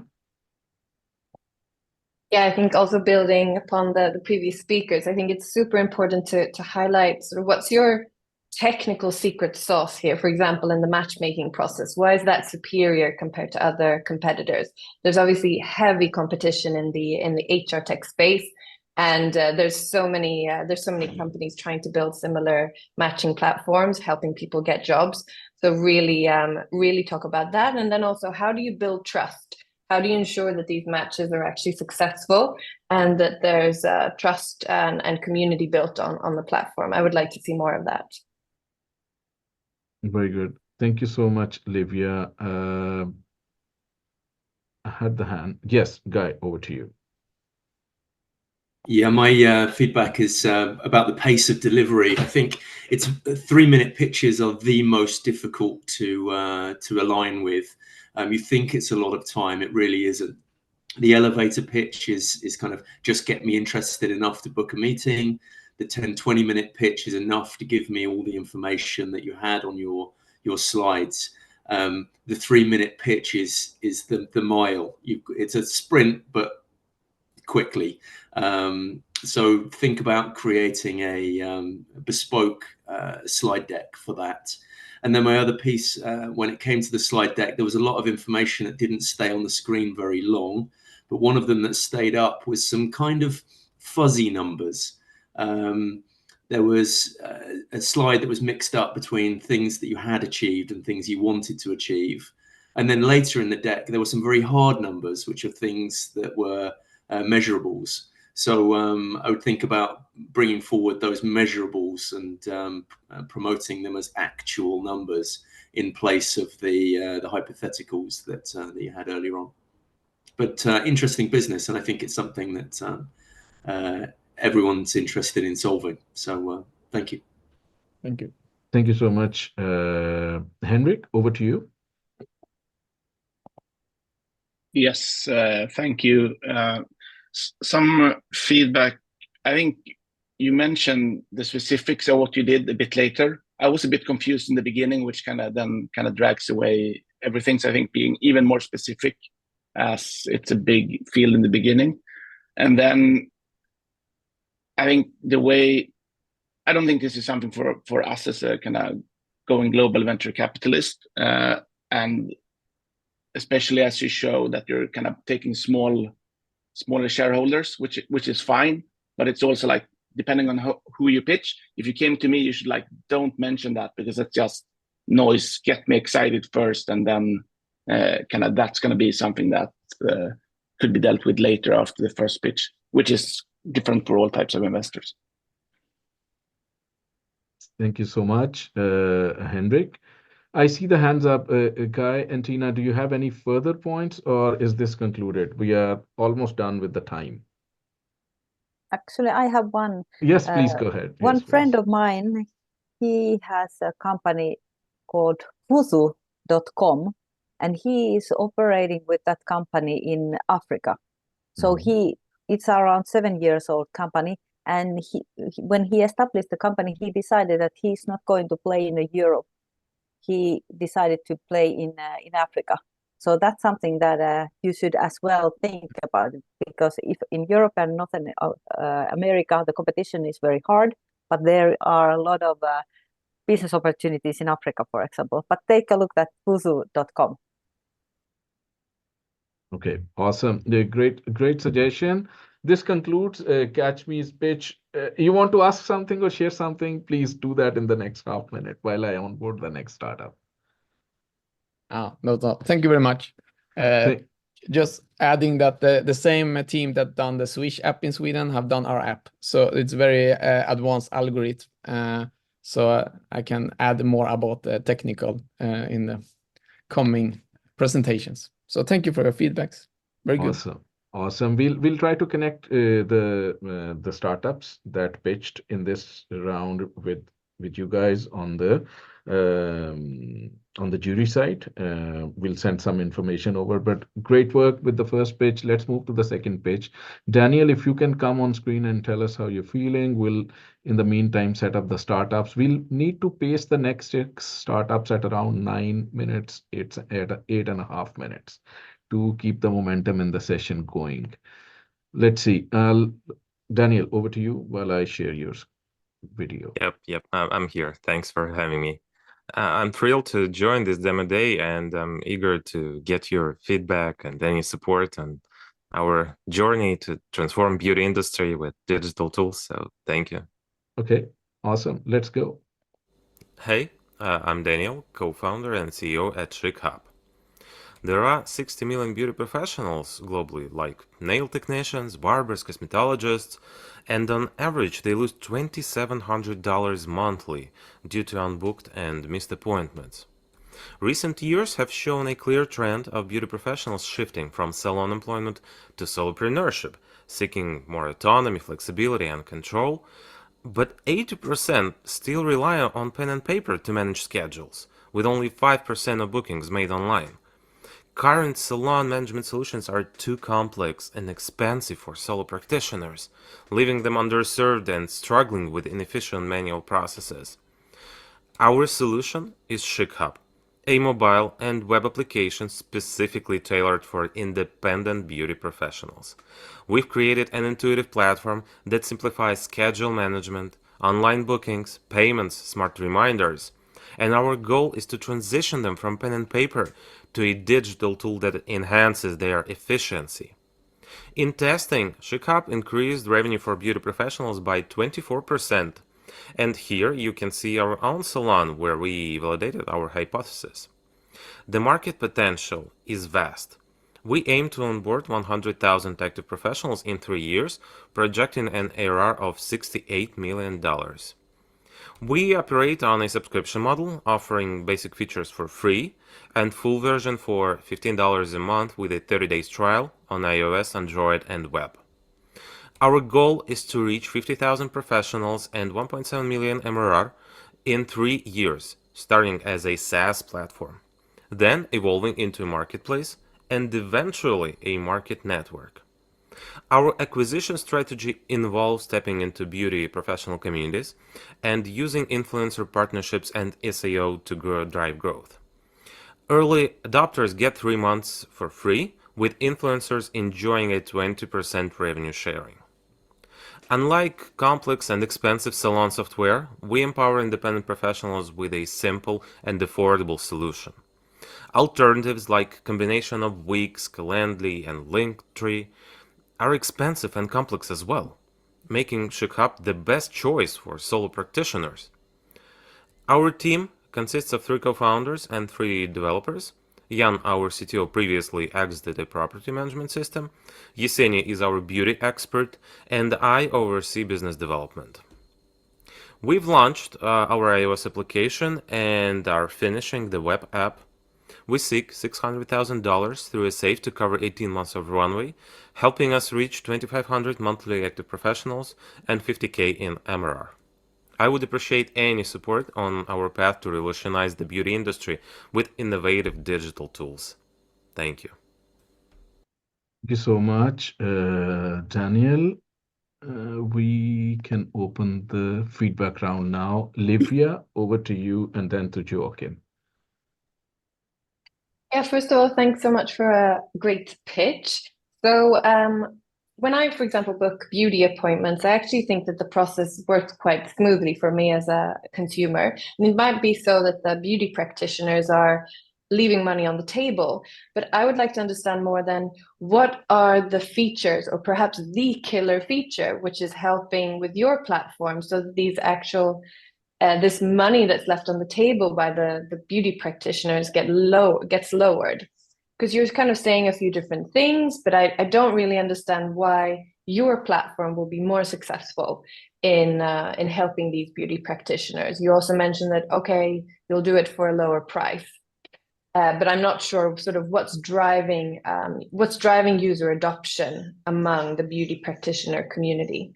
And also a small note, I didn't see the Swedish competitor Boka Direkt on the competitor slide, which I think is good just when you're pitching to Swedish investors to really take in mind the local competitive landscape. Thank you so much, Livia. Joakim, Maria, Henrik. So everybody has some opinion, but let's try to have it compressed. That was unfair, Livia. You stole everything I wanted to say. But I think it's very super relevant what you say. And once again, if you present the Swedish audience, then you need to realize that Boka Direkt is one of the key platforms. And you lost me after 30 seconds because you didn't. Your presentation was perfect, very good. But you didn't sound trustworthy because you didn't know the market where you were presenting. And I think that's just the key feedback here. Okay, great point. Maria? Yes, agree. Was exactly about to say the same. But to adding on that, you have a number here that the 5% of the bookings are only online. That's the only. I don't think that that's true, at least not for the Swedish market. So which geographical market are you operating in right now? Because that's not mentioned in the pitch. So please tell me more about that. And also, do you have any sales numbers this far? Maybe I just didn't see that, but that would be very interesting to know, again, the commercials. Thank you. Thank you. Henrik? Yes, I think the ask slide was excellent. Like clear how much, how long will it take you? What do you want to achieve? And I think that's like a AAA for me. I think it's a market that's a bit fragmented. There's been like a lot of people trying to do this. It's small businesses, it's hard to get to. I think showing that you have some early traction is better than saying you're going to do SEO influencer. It gets a bit generic. And then I think the team slide could have been sooner, because given how the market is, your background actually brought a lot of credibility. As you've done things before. So I think you could kind of tweak it slightly by having that earlier. Just my 10 cents. Thank you. Henrik, thank you so much. I see 3 hands now. So, all right, no worries. So then Tina, over to you. Quick feedback, and then we close to the next page. Thanks. I could add one competitor from Finland. It's called Timma.fi. Almost everybody uses it. It's very popular. So that's one thing. And another thing is the pricing. So that you were explaining that you are offering lower prices or something, but dynamic pricing could be one option that would help you. I've been a 5-year entrepreneur. I still am shareholder in a company called Pricer. It's offering auto dynamic pricing services. So that's one key what you could at least consider. Maybe you have done it already, but thanks. Thank you so much, Tina. Henrik, you have more points? Yeah, I want to say also very good, showing that it's working with your own salon. Also very, very powerful. I think that's general feedback everyone can take. Thank you. Thank you so much, Henrik and Tina. Daniel, you have your half a minute, not too much. Guy, we need to move. So let's take the feedback in the next round. But Daniel, any quick words that you would like to very quickly say? I just can say thank you for the feedback that you gave me, because it's really awesome to be on this kind of meeting. I've never been to, and it's my first time. So thank you so much. Thank you. Thank you so much. Let's go to Bertrand with eRaiser. Let's see. Hi, how are you feeling? Good morning. Good morning. Let's see. Let me locate your pitch, and we'll start now. Happy to have the opportunity to present. We are just exiting the product development phase, and we are bringing the prototype to the market. So it's that time for us. Awesome. Awesome. Let's go. Hi, my name is Bertrand Giorgi, CEO for Razer RB. I hope you all enjoyed a great and sunny summer.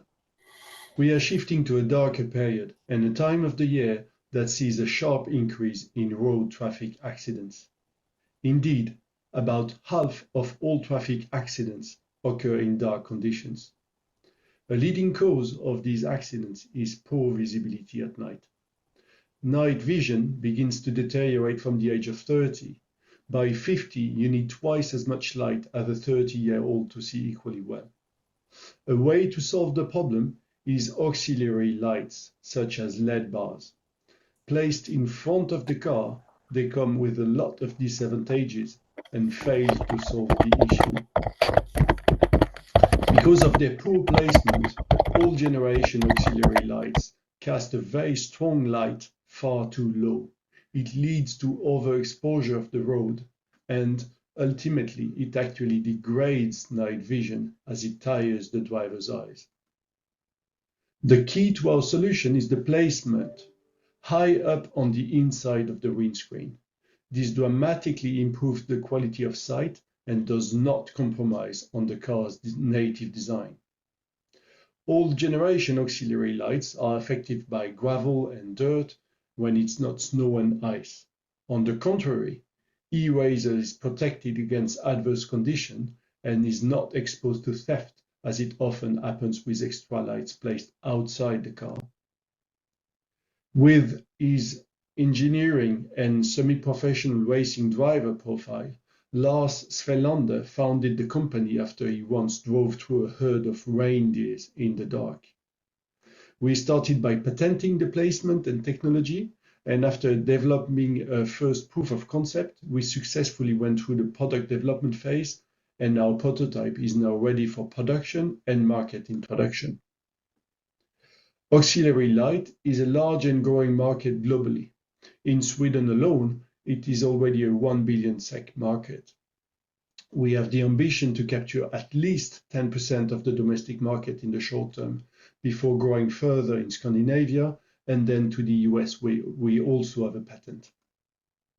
To speed up market introduction, we will initially sell B2B, focusing on the light transport vehicle segment. We have ongoing discussions with leading actors on the market and collected a letter of intent. Ultimately, we plan to work on the licensing agreements. To sum up, we introduce a patented safety innovation on a growing market. We address 3 SDGs with a product that is designed and made in Sweden. After a successful product development phase, the team has the experience and network to enter the market, and to support this effort, we are raising 5 million SEK at a 25 million valuation. I thank you for your attention and look forward to discussing your interest for eRaiser. Thank you so much, Bertrand. A very smoothly delivered presentation. Let's start with the feedback round. Guy, over to you. Yeah, I can only echo that. That was a really nicely paced 3 minutes, as I mentioned in the other one. Two things. One's quite deep product. I might leave that one for an offline question. It's about depth perception, because when the light is very close to your eyes, the shadow ends up behind the thing it's shining on. And I know that there's problems with depth perception there, but the thing that is maybe more relevant to everyone else is what patents do you have that are supporting this? Because it seems kind of a simple idea that could easily be picked up by other manufacturers with established businesses already. Okay, you can maybe discuss that in the last minute. Henrik. Thank you, Guy. I think that your product is better than your pitch was. I think the pitch could be significantly better. I think you didn't talk a lot about the team, and to me, you built something that's brilliant and new, and you don't talk about the team when you're going to go to market very much, so you don't build the credibility. I think you had the start of a story of Lars that drove through the reindeers. I would have started with that and kind of got everyone in on emotional, because I think it was a bit slow. I tried to find the name of the company on the first slide. I was like, because I didn't kind of catch it and we didn't get it before. And you didn't talk about pricing or very clearly about market. Not an expert, but that's kind of my just on the pitch. And I think actually the product is better, and the pitch can be a lot better with some minor tweaking in my mind. Thank you so much, Henrik. Livia. Yeah, first of all, thank you for building with this within this super important space. I think road safety is high up on the agenda. And the part that I enjoyed most in your pitch was this video simulation. That's when I kind of got it. So I think you should either try to get faster to that part of the pitch or reshuffle a little bit, like some previous speakers have been saying, just to kind of build more momentum and excitement early on in this. I would also really like to understand the business model better. What are the margins? And also, I think this is ultimately going to be a question of distribution and how do you win in that sales game. And so actually showing your sales strategy and how you're thinking about distribution, how user adoption will happen, and why your customers on the B2B side will want to choose you. I think this is really important. Yeah. Thank you so much, Livia. A quick one, Maria, over to you. A lot of things has been said, but I agree. Try to focus a little bit more on the sales strategy going forward. But I also love the storytelling part. I also would like to bring that to the front.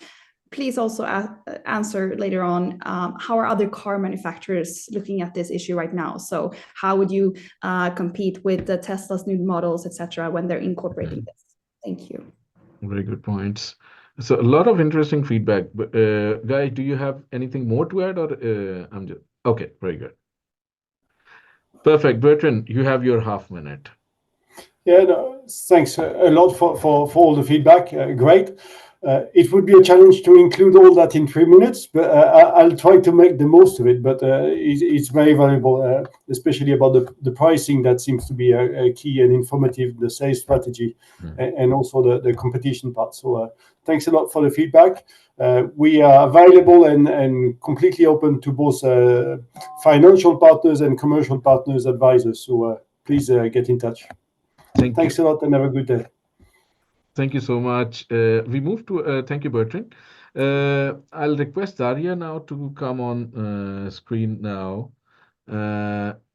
Let's see. Hi.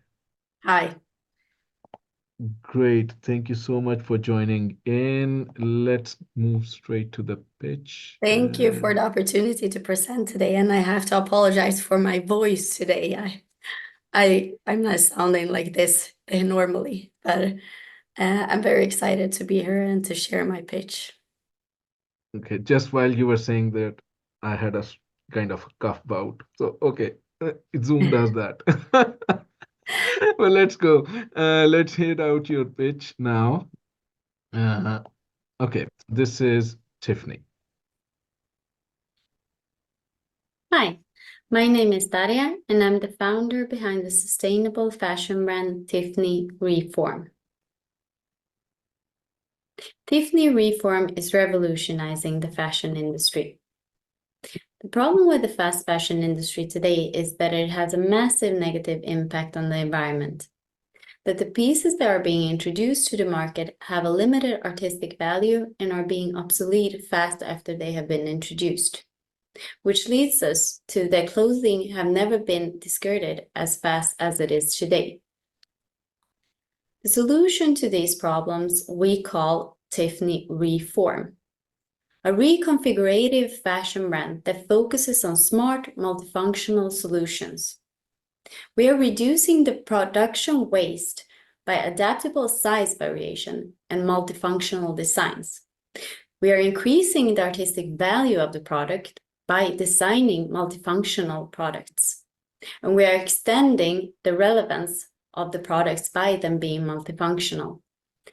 At the same time, we're focusing on growing a strong community on social media where we are encouraging our audience to wear pieces in multiple ways. The global sustainable fashion market is expected to reach $9.81 billion by 2025.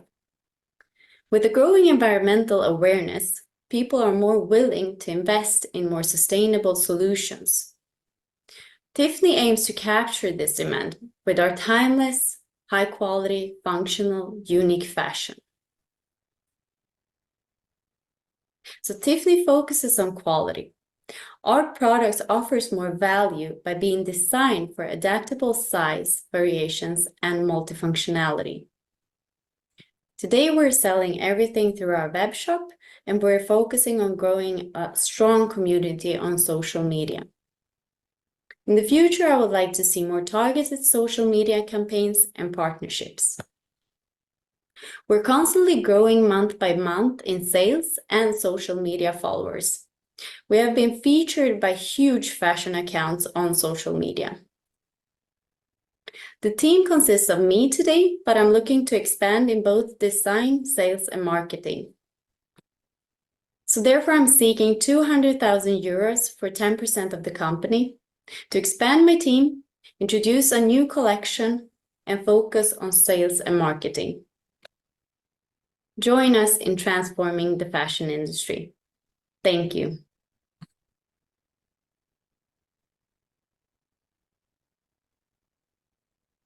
Hold on. Thank you so much.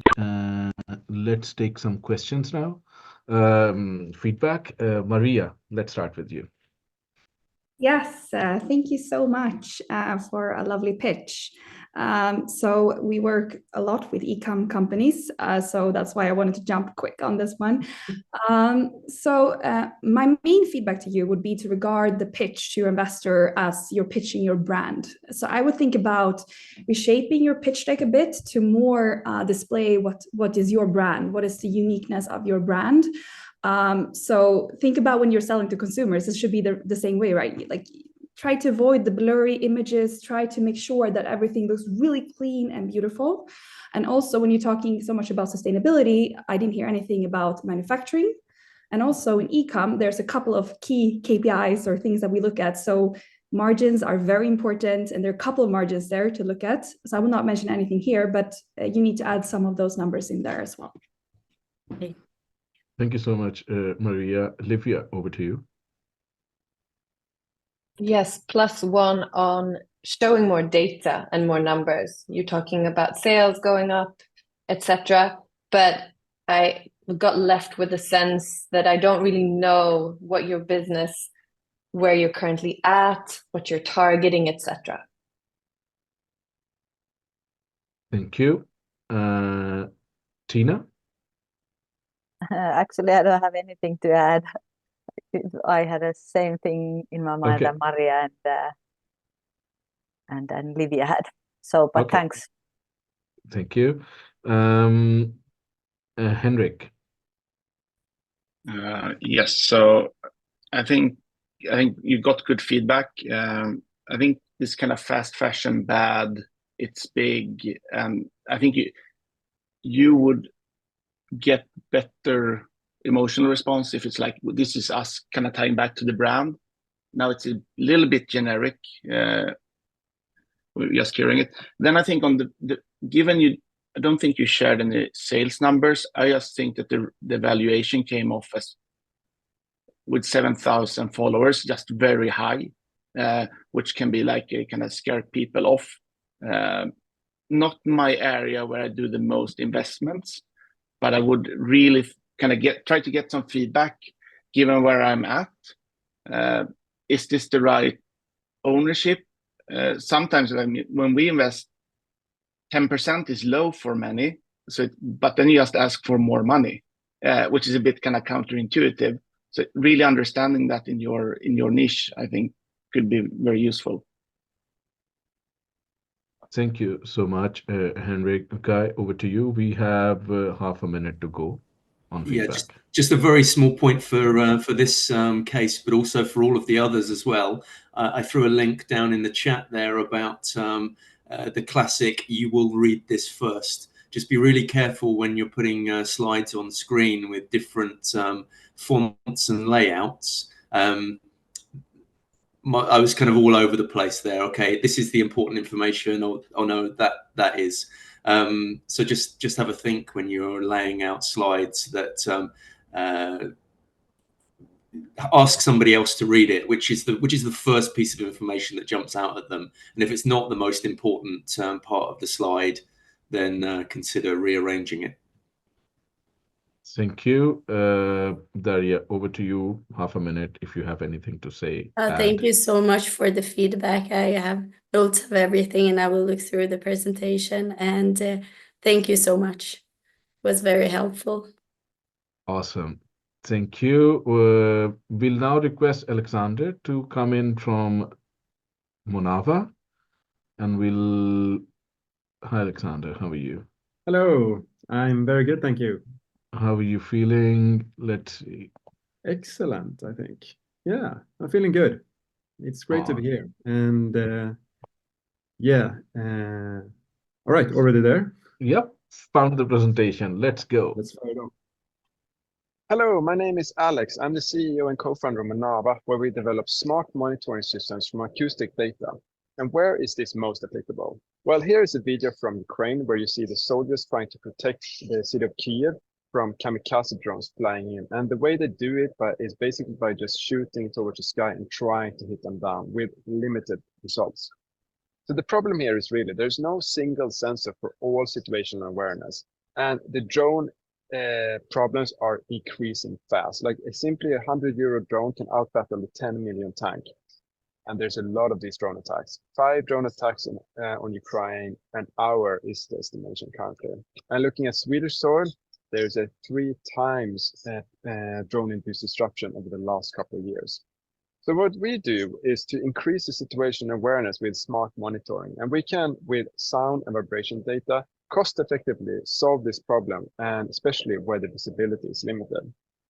And our solution is basically working with monitoring acoustic activity in real time to localize and track objects in our nearby area so that we can classify this as drones or any other threatening object in real time to alert our end users. And what you see down here on the left-hand side is a drone flying around at an airport, which is one of our pilot projects that we have.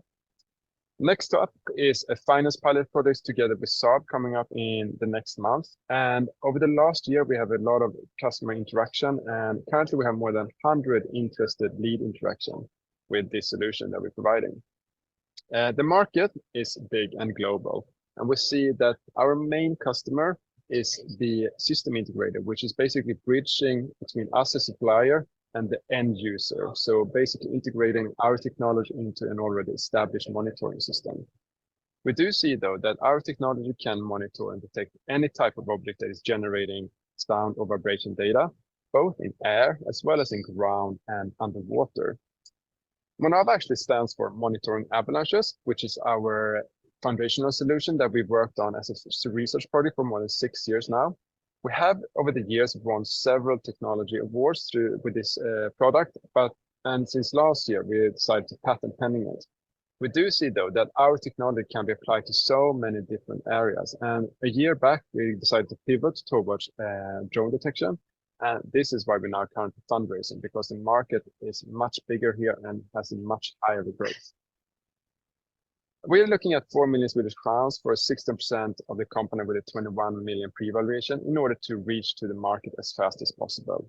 And the team is the two Alexes that has experiences within acoustics and AI, and therefore the right technological and business aspect to actually take this to the market.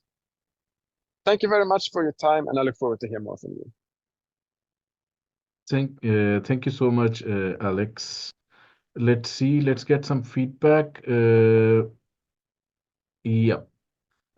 Joakim, we start with you, and then Henrik. I think it was a very interesting area, very interesting presentation. There was some glitches in the presentation, so I missed details. And I think that the other markets should maybe have been explained earlier in the presentation, because I was kind of waiting for which other markets can you address.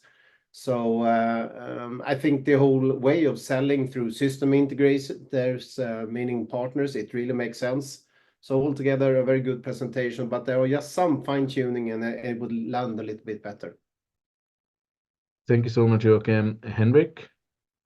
Yes, very interesting. I think this is one where you should really think about who you're pitching to, because I think there are a few different ways.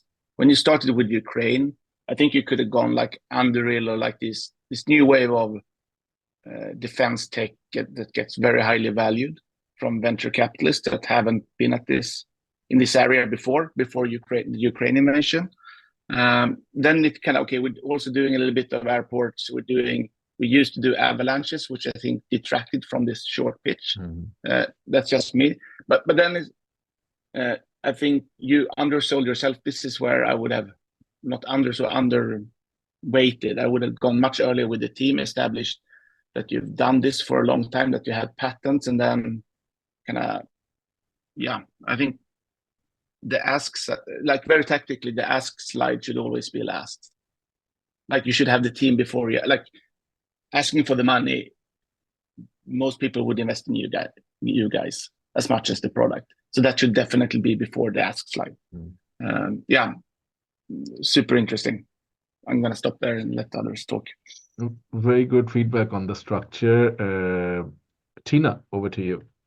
And Tina, you have worked in defense, I think so.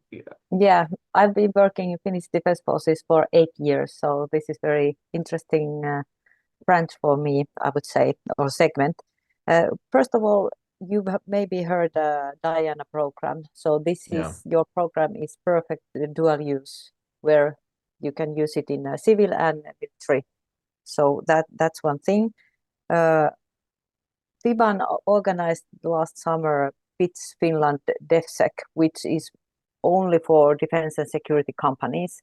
And we got more than 80 applications, and 7 were pitching to the audience for more than 200 military interested professionals and investors. And now we will relaunch the competition again.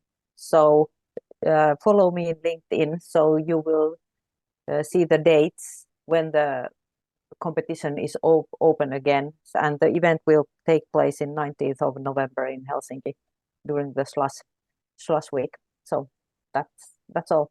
Thanks. Thank you so much, Tina. Livia. Yeah, thanks for the pitch. So I'm not an expert on defense tech, but my comments will be more around the sort of format. +1 to moving the team slide a lot earlier, because I think this really creates gravitas, gives you credit. I would love to see more stringent storytelling. You lost me a little bit here and there because you're jumping between different areas in the storytelling. And I think also your traction is interesting. So I would also advise you to move this slide further up ahead. And I would also personally like to understand the current market and the competition better. I think you could have gone deeper on this. Amazing. Thank you. Maria? Yes, when you were last, everyone has said everything already. But thank you for a very interesting pitch, and I don't think you should mention so much the Avalanche part of your history. I agree. When you have 3 minutes, it just makes everyone a bit confused. But a super interesting area. Yes, please include competitors so we understand the space a little bit better. And you can also go a little bit deeper into the business model, I think. Thank you. Thank you. Henrik, do you have more point? Yes, I have 2 points. I normally don't think that design is that important, but I think you should kind of spend more time on design, find a ex-banker or a consultant to kind of structure the deck. I think that you could, like without digging into the details, I think you have the chance of raising at 40 million pre and not 21 million pre if you fix the storytelling and a bit of this. So it's, don't undersell yourself. Good points. Amazing. Very quick, Alex, if you want to say something, and then I'll request the other founders to be on screen now, the last 2 pitches. Great feedback. I'm going to work on not underselling ourselves. That's an important part. And also the stuff that you were commenting about that we were missing, like the business model and the competition slide, that's just things that I don't know how to get it in 3 minutes, but I'll work on that too. All right. Amazing. Carl, you are next. Alex, thank you so much. We are down to the last 2 pitches now. Interesting concepts coming up again. Yes. Carl, if you could come here, and how are you feeling? I'm quickly going to set, because we are trailing by like 6 minutes now, 5 minutes, but let's go. Hi everyone, Carl from Nearby Store. I'm the CEO and the founder. Together with William, we have founded Nearby Store. Awesome. Yeah, Let's happy go. to present to you. Hello, my name is Carl. I'm the CEO, and together with William, hello, we have founded Nearby Store, an online grocery store with pickup near your home. So, today there are 2 ways to do grocery shopping, either in-store or online. Both of them are very inefficient and has major trade-offs for the customer. I am summarizing the 3 biggest needs as convenience, price, and assortment. So, if you go to a physical grocery store, there is always a trade-off. Are you going to get big assortment, low prices, but the store is far away from you? Or do you have to go to the nearest one? Then you usually get higher prices and smaller assortment. So online groceries is generally more expensive, and you have to plan ahead. This creates a lot of friction for the customer. And that's why we are creating a 3rd way to do grocery shopping that satisfies all the 3 needs. So Nearby Store is building a network of pickup points that's always close to you. It consists of smart lockers and automated stores. The customer simply orders via a sales platform, either on the app or on our website, and then the order is usually ready for pickup within a couple of minutes from an automated store or the same day from a smart locker. It is that easy. Nearby Store will succeed because we have the highest fulfillment speed and capacity at the lowest cost of operations. And the customer experience is awesome. We are a diverse team with strong entrepreneurial mindset and background in engineering, design, software development. And the founders have already made a successful exit with a vertical farming company. Our traction is great. We have built 2 stores already, a pop-up store on the West Coast and an automated test store in Linköping. With thousands of orders, we have market validation, and we have made agile development with real paying user feedback possible. Our go-to-market strategy is really straightforward. We will grow the network rapidly with inexpensive smart lockers, and then we will make it extremely profitable with our automated stores. The business model is simple. We have 3 revenue streams: grocery sales, franchise fees and rent, and lastly, alternative incomes from the sales platform, such as ads. The timing is perfect. Every other sector of the retail industry has exploded online. Groceries has lagged behind because of complex supply chain logistics that we have solved. The market is huge and we are early. Our goal is to raise 400,000 and it's for operations, marketing, and continue developing on the sales platform and the automated stores. Thank you so much for listening. Please contact me or my co-founder William if you have any questions. Have a really nice day. Thank you so much, Carl. Let's see. Yes, we can open up for feedback. Before we open up for the panelists, maybe there are startups and panelists joining for the next round. We have one more pitch to go. We are trailing by around 5 to 6 minutes. So the next session will onboard you at around 12:45. Yeah. Livia, over to you. Yes, so first of all, thanks for a great pitch. It was very clear and concise, and I love the structure that you tried to pinpoint the most important things on each slide.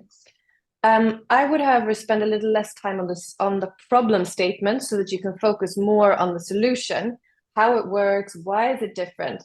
And to me personally, what I didn't quite get about the solution and its superiority is that this seems like a little bit of an in-between solution. If I need food urgently, I'll just go to the grocery store and buy it, even though it sucks, it's heavy, it's inefficient, but that's what I'll do. And if I'm planning ahead, then I'll buy online. So I need to understand more about the actual user experience here and why I would choose this sort of in-between solution. Is it because, like, how many hours does it take before I get the food? How close are these lockers or these pickup stations to me? Because all of that will influence how willing I am to try this. Very good points. Maria, over to you.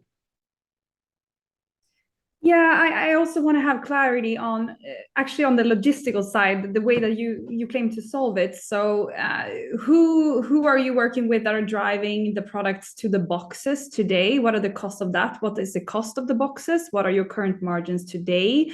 You said that you have your own stores. Are these just dark stores that you ship from, or are these stores that consumers enter? And if it's a regular retail store, then the competition game is a lot of competition in the space, right?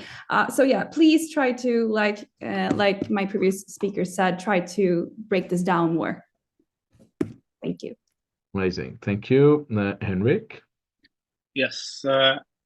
So I think from going to venture capitalists, you pick the most hated market right now. So it's just extremely difficult. I think that you sold the company is something that, I mean, it's a big market. Like the richest people that are not doing tech are selling food cheaply. So like it's big enough, and that you've sold it, it means you can operate. So I think that I would take even earlier. I would probably second most of the comments is like, it's a bit unclear. Is this really more kind of convenient than a Volt market? Like, how does it work with like frozen food, et cetera, like a bunch of questions. And then also we invested in Oda, which acquired Mathem, and Oda is actually the most effective operator in food stuff. And maybe for me then you didn't bring all the credibility into making that argument, even if it might be true. Yeah. Very good point, Henrik. Thank you. Guy, over to you. Just wanted to say, it said earlier on about 3-minute pitch being the most tricky.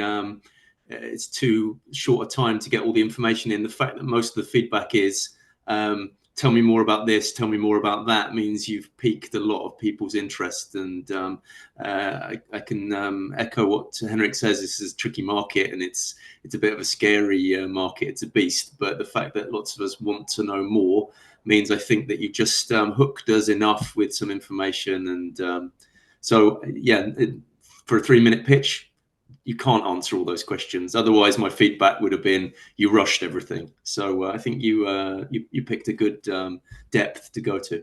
Well done. Good points. Let's see if there is more feedback. Yes. Carl, over to you. Take half a minute or a minute to ask anything or share any views.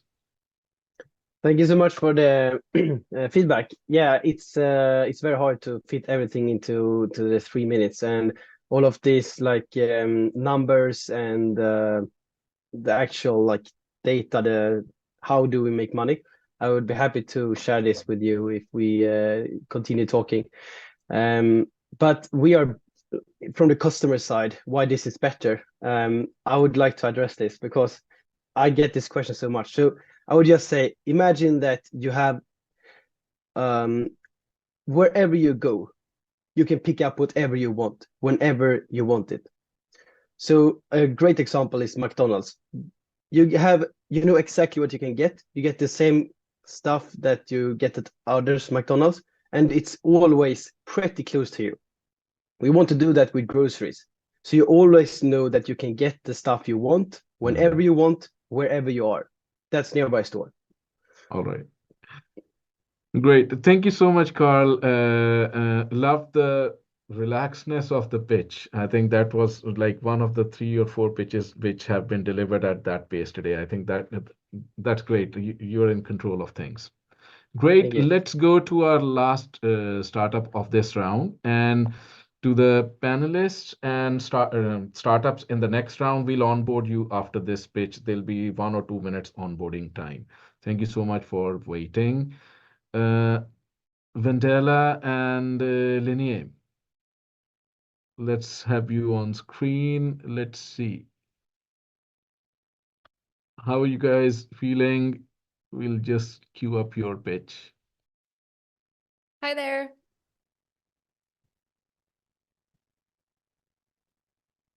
Great.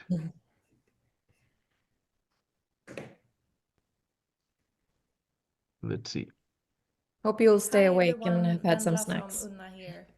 Breastfeeding may be ideal, but not always I'll an start option. again. I think there was some, syncing. Hi everyone, Vendela from Unna here. Breastfeeding may be ideal, but not always an option for every mother due to various reasons.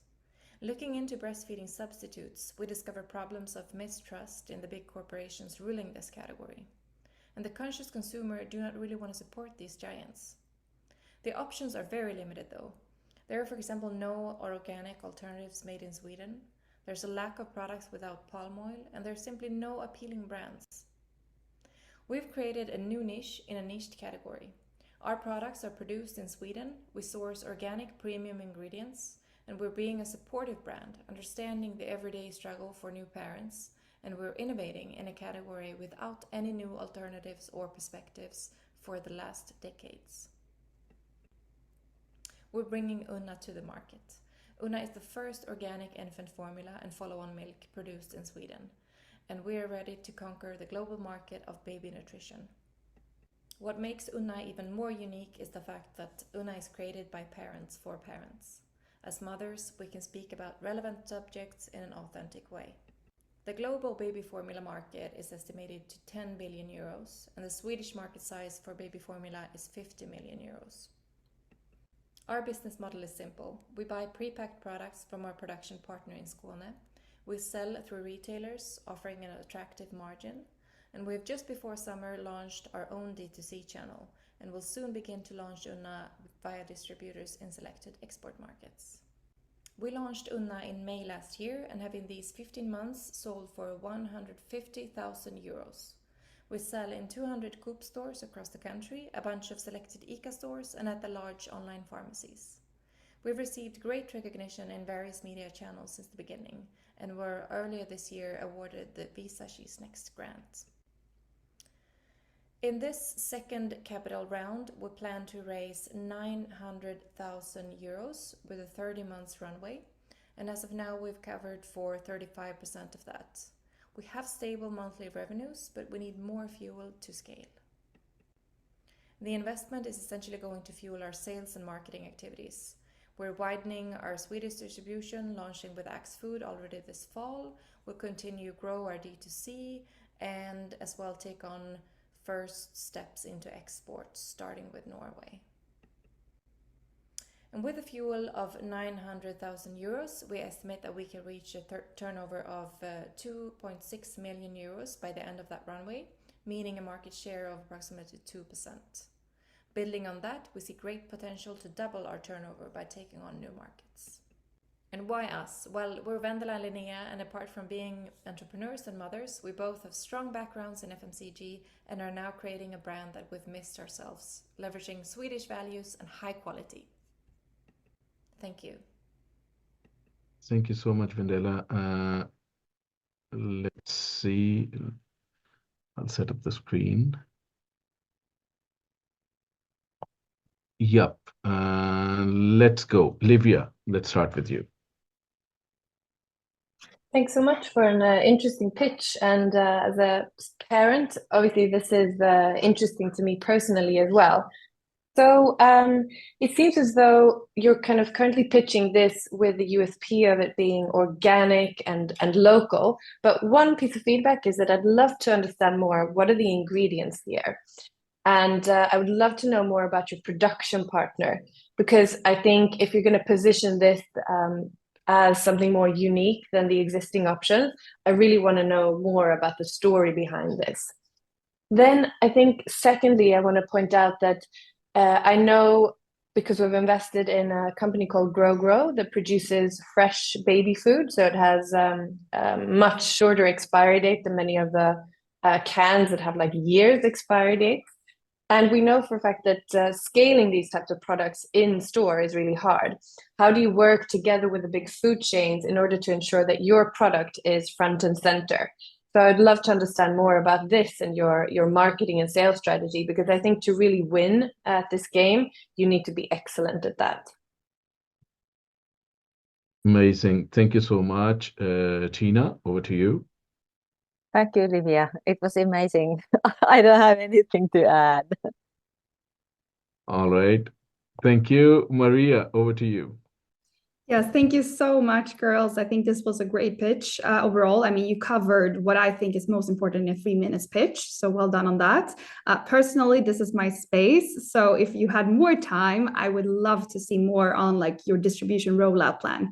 And you're also talking about your expansion. You say you're going to start in Norway. Why did you pick that market? I want to have more of those details. That's personal interest. And also in the stores you have rolled out already in Sweden, what has been the feedback this far? So what is your rotation like? How do you compare to competitors? A lot of those nitty-gritty things. And I think it's good with your team side. I could also see yourself also taking that a little bit earlier in the pitch, because again, you need to show that you have the expertise to solve the issue at hand. And I definitely think you do have that. So very good point on the team. Thank you, Henrik. Yes, so kind of trying to be a bit quite tactical with some of the feedback. I think that the team slide should absolutely be maybe the first or second or third slide. You have, I remember Copenhagen Business School, like top school in Nordics, Uppsala University, great brands, establishes a lot of credibility, because the beginning is like for parents, by parents, which is very generic. Like, is this like, who are you? Why should you, like, just because, I mean, I guess we're all parents in this call. It's like, it's not a differentiator really, even if it can be an emotional and kind of counter positioning against Nestle and others. I think that should be really early. That was very impressive. I think that you're out in stores and actually have something also very impressive. And then all the specific questions that have been raised before, I think that could be mentioned. I mean, this is not some, then I think coming from kind of an online and venture angle, I think the kind of building a brand, being in local stores, being D2C, and then exports a very generic strategy. Doesn't mean it doesn't work. It's probably the right one, but it's like, really, how do you execute it? Then I think on the ask slide, it went pretty fast on this. You said you're raising 900,000 euros. I think it said that you've secured 3.5 million SEK, which is probably true, but it comes across as very undetail oriented, which is just, it's right 350,000 euros, even if it's just 330,000 euros you secured. It's like those minor things do matter. So not to be pedantic about it, but I think actually the slides matter a lot. Thank you. Otherwise, really good. I think it's good product. This is just kind of I think you'd raise more money if you adjusted the pitch. Thank you. Guy, over to you. Yeah, just echo what Henrik said about the sticking to one currency. It's just easier for the reader. But the main point I wanted to make, and I see Livia's dropped off now, Maria's still here. Both of them said, I want to know more about X, I want to know more about Y, I want to know more about Z. And for these 3-minute pitches, that's what you're after. Everyone wants to know more. So really, really great pitch of the business. And I also want to know more. That's the goal with these things. So fantastic. Thank you so much. Thank you, Linny and Vendela. Take a minute, Thank you maybe very ask much. something, or if you have some feedback to share. Yeah. No, thank you very much. I think what we want is that you would want more. So we see it as a success. Perfect. Thank you so much. A big thanks to all the investors and mentors here for this second round. We'll now move to our third round. A big thanks to all the startups, all 7 startups that pitched in this round. Thank you so much. And we are now moving to our next round. Thank you, Guy. Thank you, Livia. Thank you. Oh, you're already leaving, Tina, Henrik. Thank you so much. It's been a very, very interesting and involving discussion. We'll now, for our audience, it's more like a switchover time. So you can grab a glass of water. I'll take some Coca-Cola. This is my favorite. I don't know how many of you know that. But we'll now switch to our third and the last round for digital round for the day. In the evening, there is 2 physical rounds happening in person pitching. So let's move to the next startups. I'll first onboard the panelists. So let's see, it'll take me a minute to just do the panel onboarding first.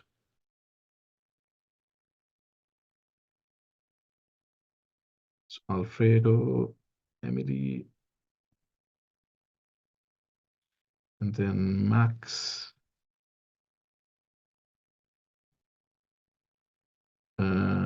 Raga. Let's see, I don't see Stefan here. Stefan, I don't see you. Now I found you. Okay, very good. Promoting you to the panel as well. Guys, just give me bear with me for 1 minute while I fix the startup onboarding now. So the next messages or prompts are going to first Jonas Hemsted, second Gabriel from Partner, third startup Julia from Presada. Julia, yes. Ellen from Sakura.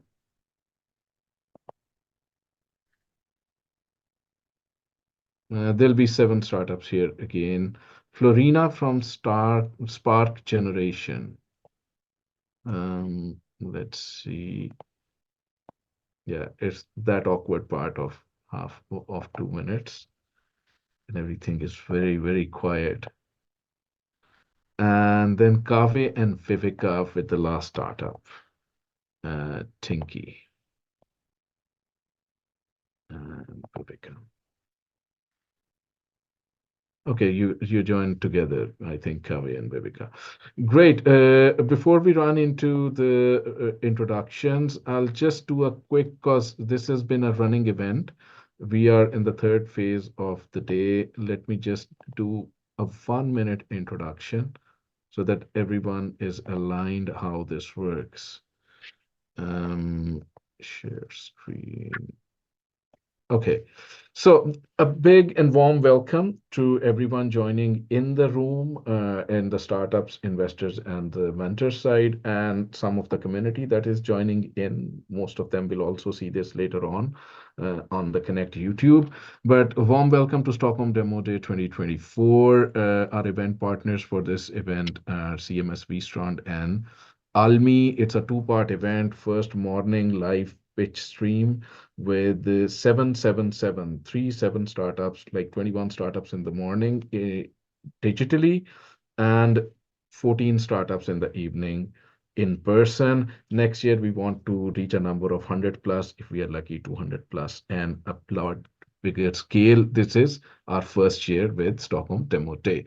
There have been 3 pitching rounds. This is the 3rd round. Startups will be joining on the main stage, and we'll start with 3 minutes pitch for these startups, followed by 4 to 5 minutes jury and panel feedback. Panel and jury is requested that they raise hand using the Zoom gestures. If they are using a more recent version of the app, Zoom has now put raise hand in the React cluster or button, which shows up with a heart. So you click there and you'll find the raise hand. It makes my job easier to rotate around the room and request feedback. Startup time will be around 1 to 2 minutes. In the last 1 or 2 minutes, they can also offer any observations or maybe request some further clarity, assistance, or however it goes. So 8 to 10 minutes per startup. We have round 3 has 7 startups: Hamstead, Partna, Presida, Sakura, Spark Generation, Swipe Job, and Tinky. I'll request startups to kind of shut down their, turn off their camera so that we can start with the investor and mentor introductions initially. Thank you. Which means that I'll go around the screen now and request a quick introduction from all of you. First of all, a big thanks from Connect, a big thanks from the Nordic ecosystem that you're joining us here today. Tell us who you are, what makes you passionate about startups, and if you represent a company, how do you work with startups? Around a minute each. Let's start with you in alphabetical order. Alfredo, over to you. Yes, good afternoon, good morning, where I am on the East Coast of the US. I'm Alfredo Jolan. I've been an investor for about 30 years. I've also worked as a CFO within startups. I worked at a variety of investment banks and mutual funds and hedge funds on the investor side.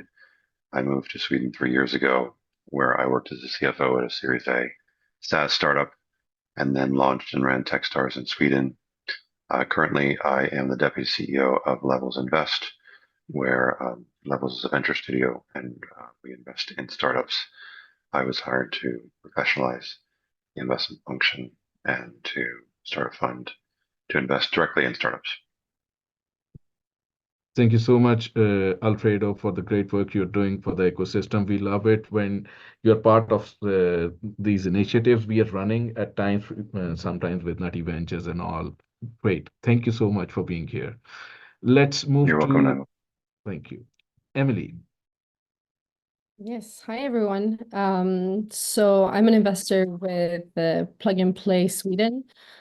So we're the world's largest early stage investor. We invest in about 200 early stage startups every year, but we also run this open innovation platform for corporates where we have about 550 corporate partners on board. So everything from Walmart and Coca-Cola to Volvo Cars, the Port of Gothenburg here in Sweden. We're recently launched here in Sweden, so we're still startups in a way, but we have a big organization backing us with offices in about 60 countries. Myself, I've worked in startups. I've been through the Archr program and launched a startup through there, but also worked as a CVC and a VC for a good few years. So excited to be here. Thank you so much, Emily, for joining us from Plug and Play. Max, over to you. Sure. Great to meet you all. I'm Max, investor at Peak here in Stockholm. Peak is an early stage venture fund investing in software across pretty much all verticals. Basically across all verticals across Europe as well. So we got offices in Amsterdam and and Berlin as well. And what makes Peak stand out, I guess, is the entrepreneurial background that we have. So we've been founded by a bunch of entrepreneurs. Our LPs are only operators, former founders, also portfolio founders. So we really like to leverage that spirit. For me, myself, I've been working for a company builder for some time, incubated a couple of companies there before then, changing to the investor side and then working in VC now. Thank you so much, Max. Thank you for joining us here today. I believe this will be an interesting session. It's at the cusp of lunchtime, so I don't know how that goes, but thank you for being here, everyone. Over to you, Raga. Yeah, hi everyone. My name is Ragga Magnúsdóttir. I'm one of the founders and investor at Nordic Ignite. We founded Nordic Ignite a couple of years ago. We've invested in 9 startups since then. It has been a blast the whole time. We only invest in early stage startups in the Nordics. So I'm looking very much forward to the pitches today. I'm passionate about everything that has something to do with innovation, and have been a part of the Icelandic innovation scene since I think 15, 20 years ago. So I've been an entrepreneur and mentor in many programs and now investor. So looking forward to it. Thank you so much, Raga, for joining us from Nordic Ignite and also giving us a flavor of Iceland. Let's go to Stefan. Hi, everyone. I'm Stefan Frank. So great to meet you all. I'm an investor. I am building up my own little family office for scratch that I've done over the last couple of years. So invested in 20 plus smaller companies right now. Also invested in a few VC funds as an LP. So CNIT Group and Node. It's a couple of examples. Sit in some boards and really passionate about everything also that has to do with startups. Love the energy, love people that want to change and build something new and hopefully greater than we had yesterday and forward looking. So yeah, really excited to see all the pitches today. Great to meet you all. Awesome. Thank you so much, Stefan, for joining us. You're also joining us in the after work in the evening. We'll be running an investor panel there to pick up some insight from you. And I think, Emily, you are also there in the evening. So that will be an interesting switch of things. But let's go. Let's start with our first startup. We have 7 startups. We'll pace it around 8.5 to 9 minutes per startup. I'll request the first startup to come on screen. Jonas, if you can join us from Hampstead, tell us how you're feeling while I set up your pitch. Great, nice to be here. Now we're going to increasing the quality of life for elderly with Hampstead, and we have a strong traction and great KPIs. So hope it's interesting. All right, amazing. Let's go with Hampstead.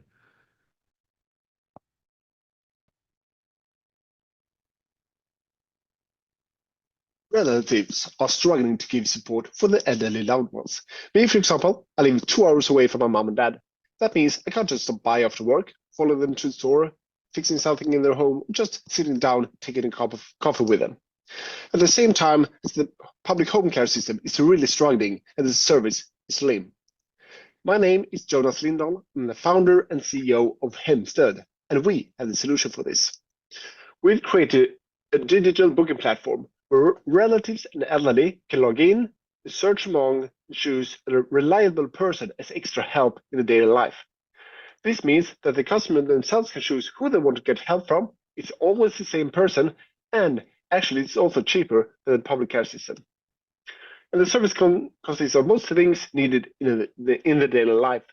It's something in the household, support, company, activities, etc.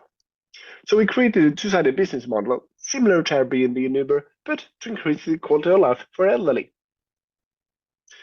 We aim for Swedish as our first market, and every municipality is really struggling with the aging population. It's more elderly, but it's fewer to take care of them. Last year, we had 4 customers and a turnover of 35,000. We bootstrapped the journey this far. Now we have 60 customers. We have the data that shows customers' acquisition costs, unit economics, etc. We have a strong team with hundreds of helpers and in 170 cities nationwide. Now we are ready to scale. And the business model is that we are billing the customer by the hour and pays the salary to the helper by the hour.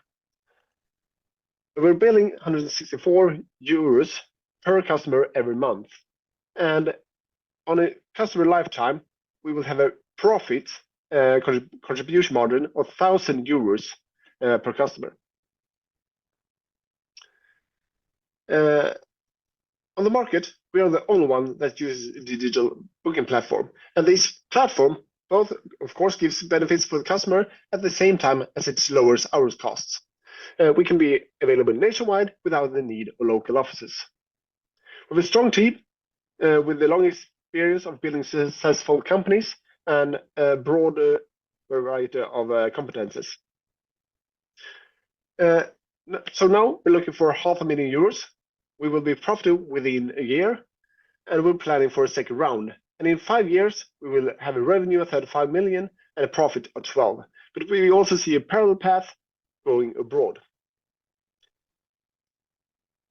And we will use this money for mainly marketing, but also staff related to marketing in sales. So come along, contact me and create joy of a life. Thank you. Thank you so much. We'll switch to the feedback side now. So if you want to raise hand, that makes it easier for me. Otherwise, it's okay as well. But Max, let's start with you. Cool, great. First of all, thanks very much for the pitch. I guess very interesting problem you're tackling there, and very. I'm from Germany. I'm new to Sweden, but I at least know in Germany it's a very pressing problem you're tackling there. On the feedback side, just on the pitch, probably what I would love to dive a bit deeper at least is probably the team. Understand a bit better how you got into there, what kind of expertise you got to tackle this problem, because it's not a very obvious problem to tackle. And then yeah, on the business model, probably what I was wondering is just like how you achieve the quality of the workers. There needs to be some education behind it. Those were the main questions that I would focus on to really remain the quality, because people they obviously, even though they're not there for their elders, they still care about it and want the best quality. So I guess that's something to definitely look into. Good points. Thank you, Max. Emily, over to you. Yes, thanks again for a good pitch. And I mean, mission accomplished. We're asking questions, so that's great. But I think my biggest thoughts and like what questions popped is kind of how does it work with the existing systems? Like, is this on top of it, or is it replacing it entirely? And how do you sort of collaborate with that? That would be nice to get that cleared up a bit. And then I'd love to hear a bit more on the market opportunity. It's really nice to have like the Swedish version, but like going international, like what do you see and what is the issue that you're tackling, and how big is that issue? That could have been done the pitch a bit stronger, I think. Thank you, Emily. Over to you, Stefan. Yeah, I think actually I will repeat myself a little bit, but yeah, really appreciate the presentation. I think also about the quality. I mean, there would be risk if something happens within your community, and that could hit you back hard. So really reassuring the quality and how you will do that. I would need to be a little bit more convinced over that.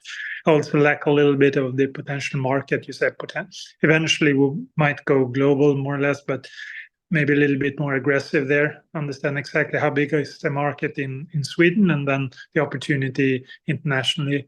And then also a little bit more how you will protect this. You say that your competitors are not here with digital solutions today, but they probably will be in the future. So that's something I would like to understand a little bit more clearly. But otherwise, great pitch. Stefan, thank you so much.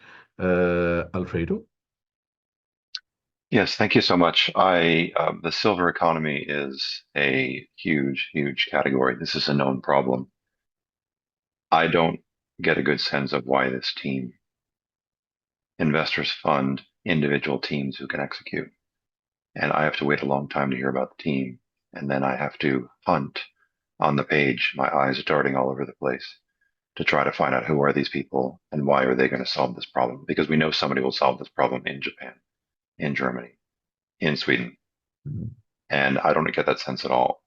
I also think in Sweden, Sweden is a design-led country. The design aesthetic is very important in pitching, and the design aesthetic is not there. It's not present in your pitch deck. I should also mention there are typos in English. And if you're pitching in English, you should make sure that it's written pretty natively. Have a native speaker review the deck for you. And then I would say, to Emily's point, it's hard to know what you do and how you do it.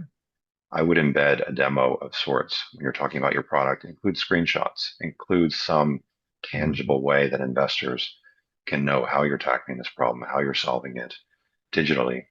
And as was said on a previous panel, investors want to know more about your company. They want to, the 3-minute pitch generate questions for the investor and make a 15 or 30-minute presentation last for an hour. And embedding your demo will naturally, or embedding some kind of screenshots will naturally lead an investor to say, that looks cool. Show me more in real life. Very good point. Great feedback. Jonas, you have anything to say or ask from the panel? You have your 1 minute. Great, and thank you everyone for the feedback.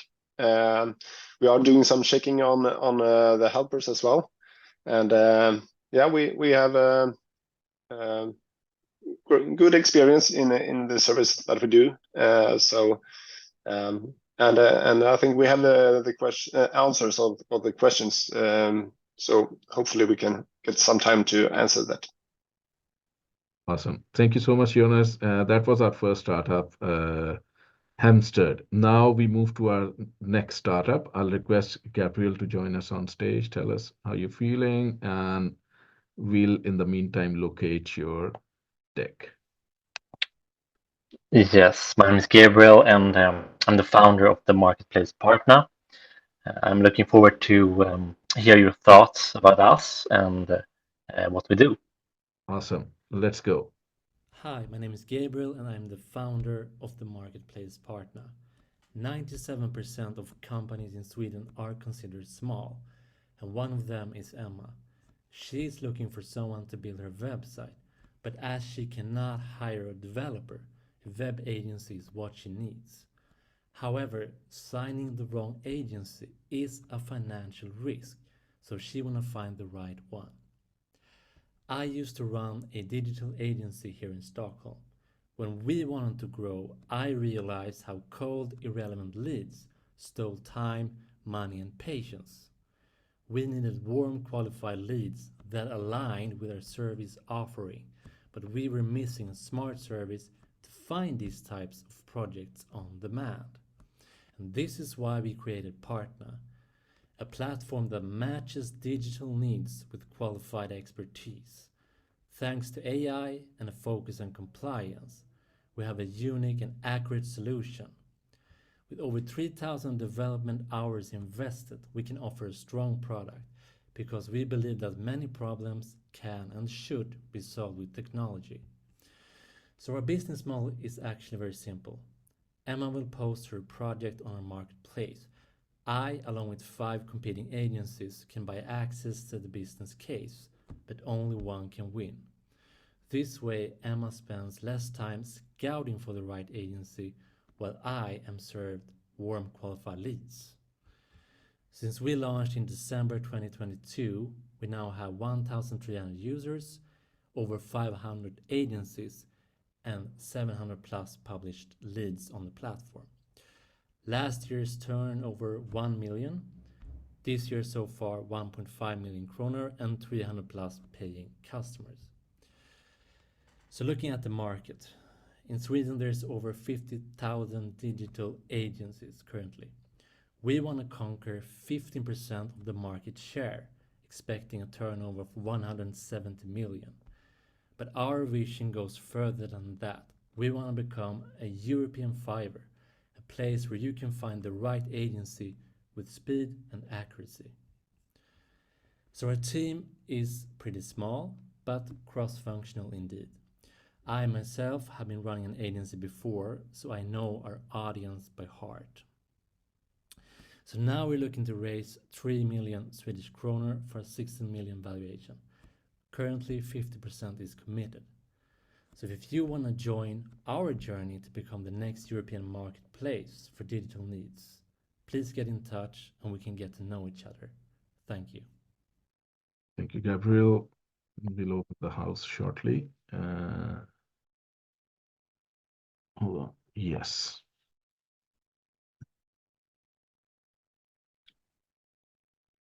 Raka, Stefan, and Emily. Yes, Raka.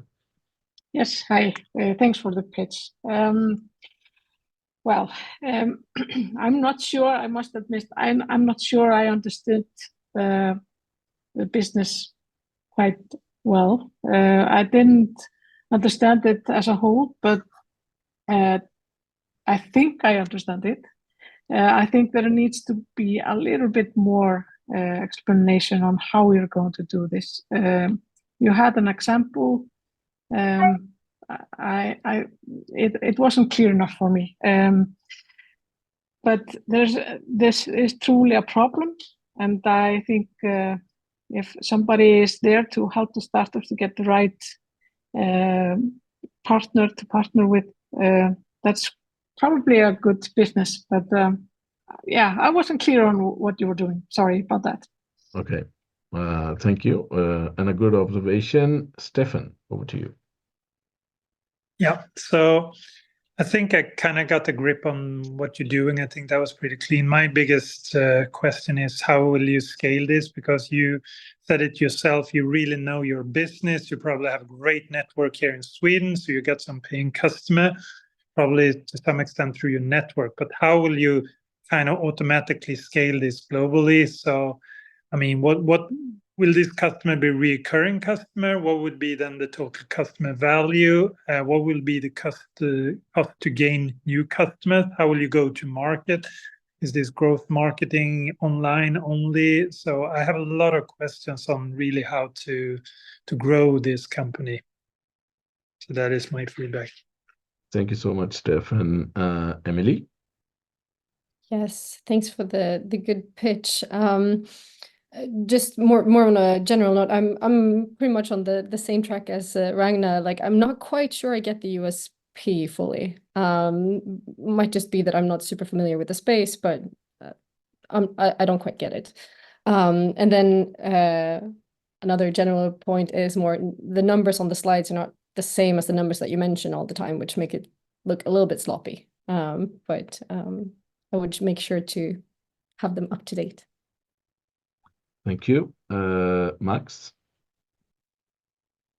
Yeah, I'm probably jumping onto the same thing. But so I got your business model in general. That I understood. I also understood the problem.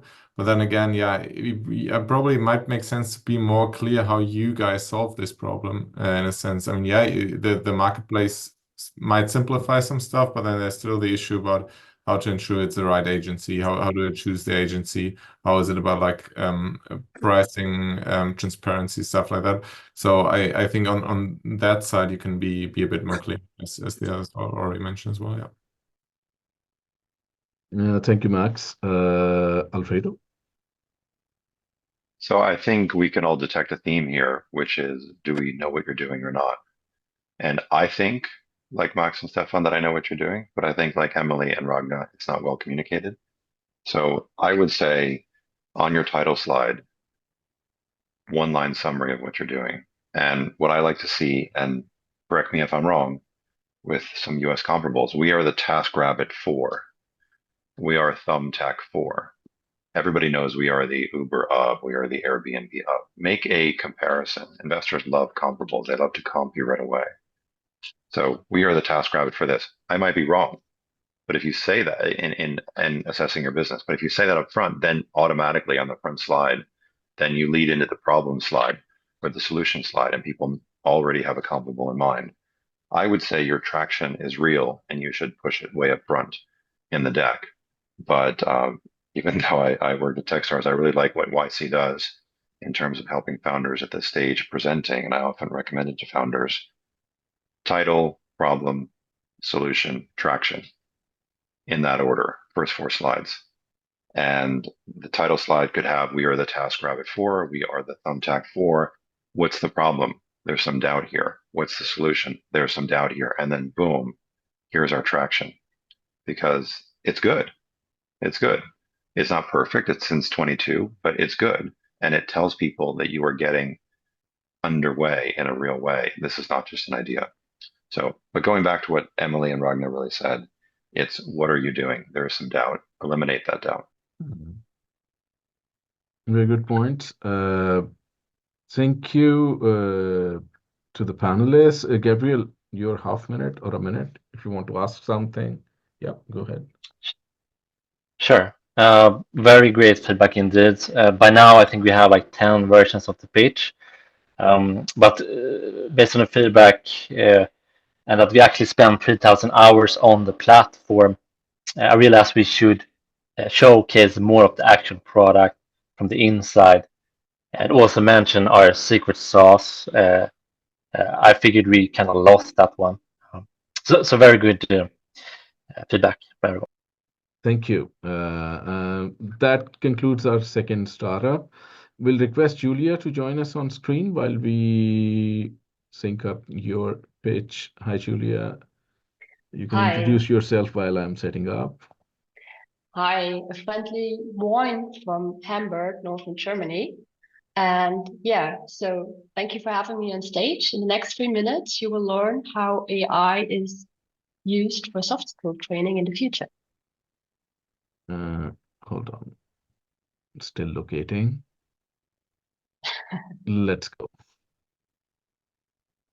Hi, I'm Julia, the co-founder of the AI startup Prasada. Before I start with my pitch, we need to clarify the basics of our technology, namely neural networks, because otherwise you cannot follow the pitch. Within neural networks, we have the feed-forward path. Matrix multiplications, nonlinearity, easy peasy. The real magic happens when it's learning. That's when we derive the loss functions by the output, apply the chain rule, and I've probably lost you when I pulled up the slide, haven't I? I should have done a presentation training before the pitch, like watching a video, reading a book, or doing an on-site training. But guess what? Nothing would have helped me, because these trainings do not offer a sustainable training success, have no personalized trainings, and simply do not scale over a broad range of people. That's why we developed Prasada, an AI-based presentation coach, which is available 24/7.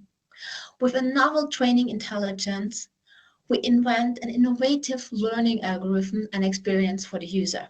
And as such, we are simply scalable. Prasada is super easy to use. Just upload your slides, give your presentation, and receive immediate 360-degree feedback on body language, voice, and slides. Obviously, we are not the only ones who are doing online presentation training, but we are the only ones who provide 360-degree feedback on business presentations in German and English. We are targeting direct sales company in the DACH and US region, which evaluates to 5.5 billion in sum for training Salesforce. Obviously, we want to start with the market entry in Germany because we're a German-based company. As I said, business model is SaaS, so we sell licenses to our customers and get a fee per user per year. We have already secured 150K in funding, signed 2 customers and 4 LOIs. Until the end of the year, we want to sign another 3 customers and 100K in revenue. We also want to acquire another 150K in the follow-up funding. Additionally, we are also externally recognized by startup events, as you can see below. Within the team, it's me. I'm responsible for the tech, and hold a PhD degree in multimodal data fusion.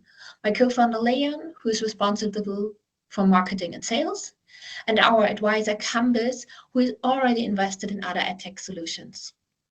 We are currently looking for 350k euros for 15% to secure the market entry and deliver the product. As you can see, mainly hiring our tech team. If you have any questions, please feel free to reach out. Thank you. Stop there and let's go with the feedback round already. Stefan, over to you. Yeah, so thank you for the presentation. To be very honest and maybe a little bit blunt, but when you're selling training courses for presentation, my expectations on the presentation is now, of course, super high. And sorry to say, but it didn't live up to a wow factor at all. It wasn't the nicest presentation layout, wise or how you engage in your presentation. So I think you really, really need to work on that. Seems like you have some technology. Of course, it's a big market. You say there is a lot of competition. It wasn't clear to me exactly what is your unique selling point. How will you protect your IP? How will you scale this? And yeah, I want to see the quality of the presentation to be much, much higher. Thank you. Thank you, Stefan. Raka? Yes, thank you. Yeah, I'm similar to Stefan's points. I think there needs to be a little bit work on the presentation, but I truly believe that this product is needed. I think it would be really good if we could understand a little bit better how we're going to be better than those big players on the market. But otherwise, I thought it was clear. Thank you. Thank you. Max, we might run into a 10 minutes overdrive on time. So I'll request panelists to kind of squeeze the feedback by a minute each for the next 5 startups to finish almost in time. Max. Okay, then quickly. So yeah, first of all, I think edtech is a great, in general, great space for AI. What I wanted to understand a bit better as well, also towards Stefan's points, where's the USP? Which data do you use? How do you make this defensible in the end? And then also a bit more, who are the customers that you're targeting there? Because obviously it's a problem that people probably can't present, but then who will pay for it? And why? And I guess those points could be addressed a bit further. Thank you, Max. Alfredo. So clear from me, +1 to what Stefan's comments on design and USP. However, from my perspective, I would say you've got a great tagline up front, and then you drift. You drift off message. You show investors a bunch of math formulas. And to me, as an investor, it feels like you're talking down to investors. You have a PhD and you have a German accent. People are scared. Investors like to be the smartest person in the room. They're not. And they're insecure about it. I know this. I've been an investor for 30 years. And you hit them, and all the math you need to be an investor is arithmetic. And usually a spreadsheet will do it for you, or a financial calculator. And you hit them with a ton of formulas. And then you say, I know I'm doing this. Drop the second slide. Just toss it. Go into problem solution and tell them what your USP is. It's a big market. Don't scare them. That was, the second slide was scary, and people are just going to check out. Thank you. Emily. I'm probably just going to repeat what everyone's been saying here. So initially, first slide made it quite clear, and then second slide, very much a big question mark and what's going on here, and then sort of clearing it up later on. So yeah, I'm with Alfredo. Skip the second one. And then I would be curious about, like, you mentioned a lot of the incumbents in terms of the competition. It would be quite nice to have like a bit of an overview on the startups in the space and sort of what is your USP compared to them. But otherwise, quite clear. Thank you so much. Max? Forgot to put my hand Yeah, on. So okay, got it. Great. Julia, half a minute to you for anything. Yeah, first of all, thank you so much for all the valuable feedback. Also, getting this feedback from another cultural space here is so valuable to us. So we'll work on it and improve. Thank you. Awesome. Thank you so much for being here. Thank you for the pitch. Elin, if you can come on board, we'll start with your pitch. Hi. Hi, I'm Elin. I'm the CEO and founder of Recuro. And we are super passionate about helping people find nuanced and wide-ranged therapy forms through an AI-driven marketplace and filter system. And in a very exciting phase onboarding new B2B customers. And yeah, we're looking forward to inviting you into the gym. Awesome. Your voice is going up and down a little bit, but we'll come to that once it's your turn to speak. In the meantime, let's see if we can have your pitch directly here. Yeah, let's go. In 2023, sick leave costs amounted to 170 billion euros, which equates to 1.2% of EU's GDP. Half of the population in Europe felt depressed or anxious during the past 12 months. This means that the current emotional health solutions on the market do not meet the extent of the market's needs. My name is Elin. I am the CEO and founder of Recuro, a mission that was born from my own personal suffering as a young woman, pushing me to understand that at the end of the day, the most important thing to a human being is how we feel and experience life from the inside. Recuro is a marketplace for diverse resources in emotional health for individuals and companies, with the initial focus on online sessions via external providers driven by AI to match the individual's experience with a broad library of therapy forms. The user journey for an individual and an employee is similar. The only difference is that when an employee is onboarded via a company, they are grouped under the company's organization number and have access to a few key features such as wellness program integration with automated reports, flexible payment solutions, and anonymous backend statistics. Our business model consists of a commission per booking and a monthly user subscription from companies. There are a few key factors that make Recuro stand out from competitors. We offer a much broader range of tested and research-based therapy methods.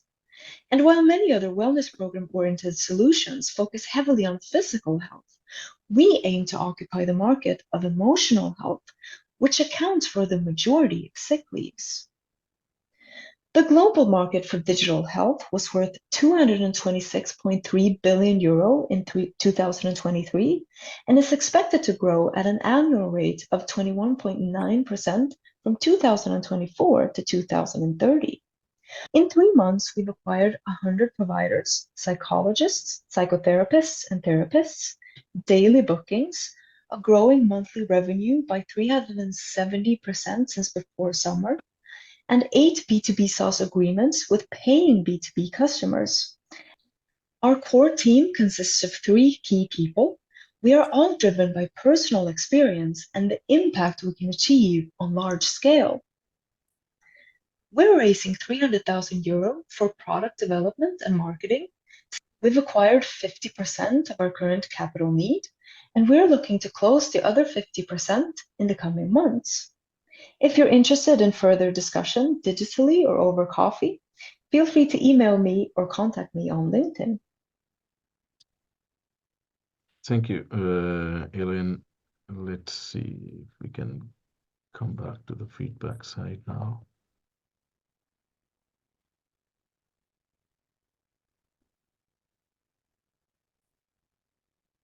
Yes, welcome to go ahead. Stefan, and then Max. Yeah, sure. Thank you for your presentation. I think you're into an interesting area. I invested in some companies in this area. I didn't really get the details. I think it was to Alfredo's point earlier on. I would love to have a more visual demo or understanding exactly what you do and your uniqueness of your product and your services.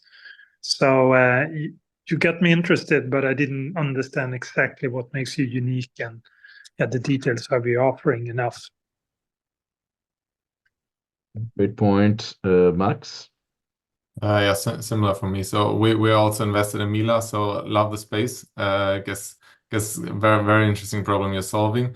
Then on the other hand, I did not fully grasp how you differentiate to those players. What's your different service offering? So in the beginning, I said you something like the solutions out there cannot solve it. And I did not get fully the part, to be fair, how you are then the ones to solve it. So I guess it would make sense to be a bit more clear on your solution, and then also how to differentiate. Great, thank you, Max. Emily. Echoing what previous speaker said, but one question that popped up is kind of how do you ensure, like I know we've spoken on a previous pitch, but the quality assurance of the external providers on the platform. And how to kind of promote that. But then I think my main sort of takeaway was that when you speak about it, it almost sounds like you're offering a service yourselves beyond the actual marketplace and platform. And I understand that you're not really doing that, but just it's a way of communication that I think could be interesting to just have a think on how you communicate the platform. A good point. Thank you, Raka. Yeah, thank you for the pitch. 2 minutes to go on this pitch. I think.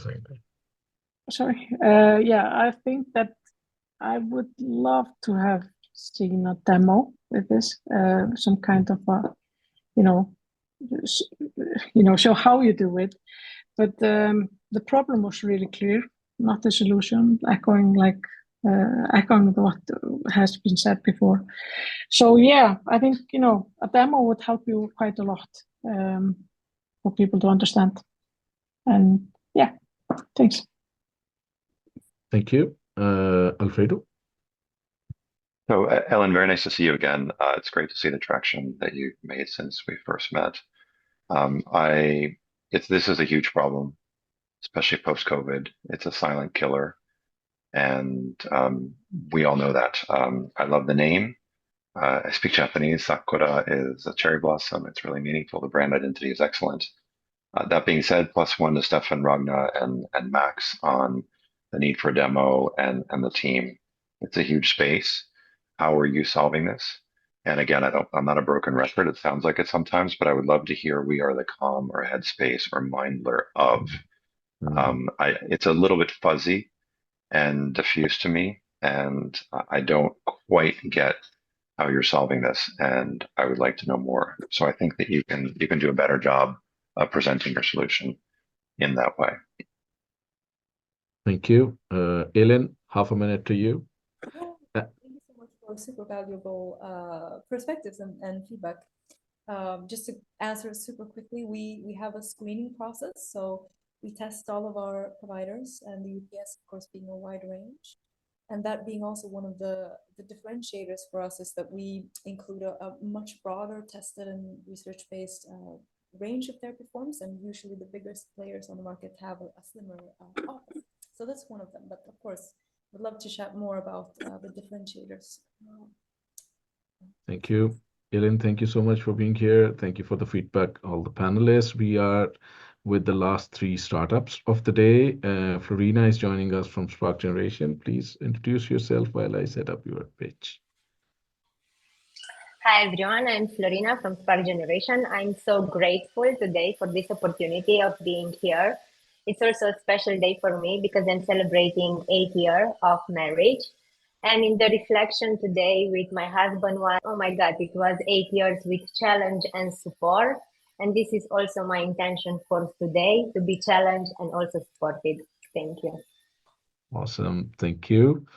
Let's go. Hello, everyone. I am Florina, a philanthropist passionate about education and technology, and I am thrilled to introduce you Spark Generation. We are 3 female co-founders with complementary skills, but we are united by a common purpose: to improve education. Traditional school systems are facing critical challenges, scarcity of quality teachers and learning resources, but also a one-size-fits-all approach that overlooks the diverse needs of students and families. The excessive focus on theory, lacking practical skill for real-world development. That's why I want to introduce you Spark Generation, a marketplace delivering personalized learning and teaching solution. We are allowing students to learn at their own pace beyond traditional education, and we are also focusing on academic, future readiness, and well-being support. We are tailoring education to meet the unique needs of every teenager.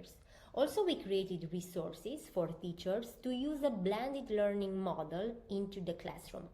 Looking into our own platform, we can see that we have more than 55 courses already developed and a lot of AI features in order to improve efficiency and increase engagement. We are an impact startup and we really want to change the traditional education and create a modern teaching environment for the teacher and for the students. Looking at our market, there is a huge potential with more than 400 billion evaluation this year and increasing year by year. We are tackling first the private Cambridge international schools around the globe and the schools that are taking innovation into day-to-day experience. Looking to our competition, we have substitute competitors with limited subjects offering or only asynchronous learning for the students. We have a subscription model, but we can increase the value from 60 euro per year for every family to arrive at 6,000 euro with upselling and cross-selling different services linked with their needs. We validated our product and we triple our revenue year by year. We receive seals of excellence from the EIC that also recognize our innovation into the edtech field. Our international expansion for the next 2 years is to increase our market share in developed countries.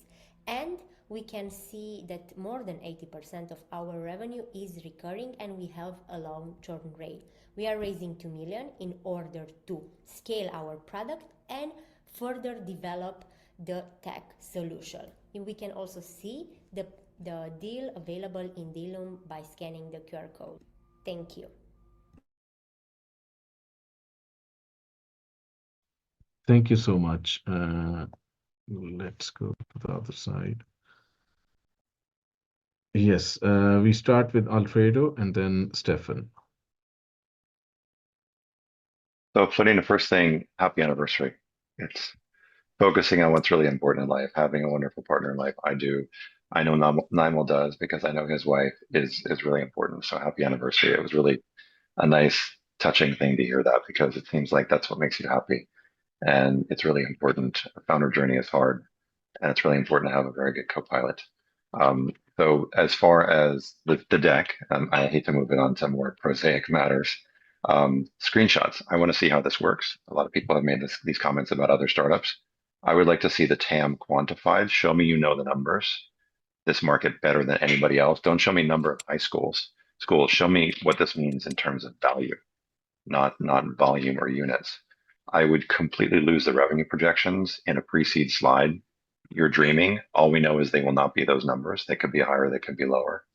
And you're raising 2 million, which is a big number at this stage. Tell me the use of proceeds. Where is this going? That's a very large number. We want to make sure it's not going to employee salaries. Or even worse, like a new office retrofit. I've seen that a lot. Thank you so much, Alfredo, and thank you for the mention. Yes, Makar, my wife, she is CEO for Venture Cup, so she's also very passionate in building the entrepreneurship ecosystem in Sweden. Great to connect. Yes, Stefan, over to you.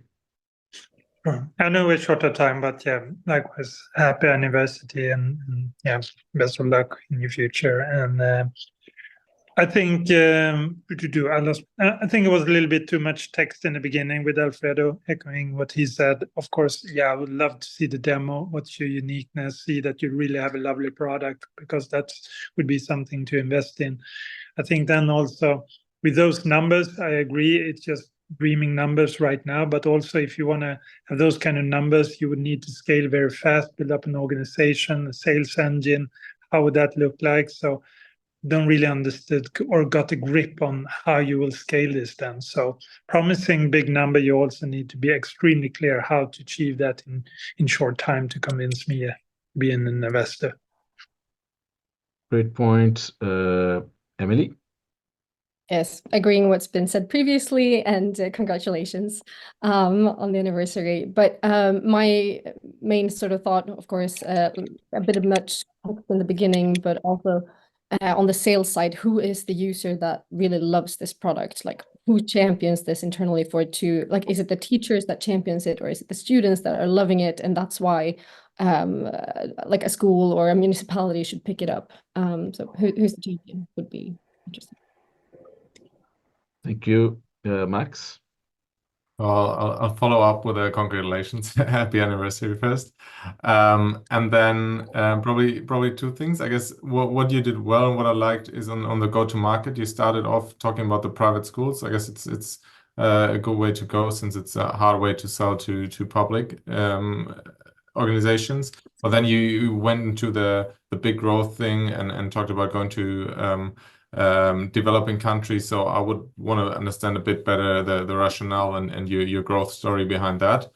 And then the second thing is, like, probably not for that small pitch, but would want to understand where the contents come from, how you curate the content, how you also scale this to other countries, because you have different curricula. So that would be some open questions from my end as well. Thank you. Raka? Okay, I was going to come up with the same point as Max. So I thought that was the only thing that lacked, but I like the pitch. A little bit too much text on the slides. You could, minimize that bit. But yeah, I like the pitch overall. And good luck and happy anniversary. Thank you. That concludes our third last pitch. Florina, thank you for joining us here. We now move to our last two pitches. For our speakers here, we will overrun this by 5 minutes. So we know we promised that it'll finish at 2 p.m. So if you need to go, that's totally fine. But this will overrun by 5 minutes. Sheikh, over to you. How are you feeling? I'll set up your presentation now. Hey everyone, I'm Sheikh Ramazaman, founder of SwipeJob. I'm really excited to pitch on Connect, and actually I love pitching on Connect. This is my second time, and I'm representing SwipeJob. We call it the fastest and the most specific job app, and soon you will know why when Naimul plays the pitch. All right, let's go. Hey everyone, I'm Sheikh Ramazaman, founder and CEO of SwipeJob. When I came to Sweden, I was doing masters. While I was doing masters, I was doing some part-time jobs, and I met a lot of business owners. And I started to help them to match with my friends in different universities for part-time or extra jobs. While doing this, I found out a need, and we started SwipeJob.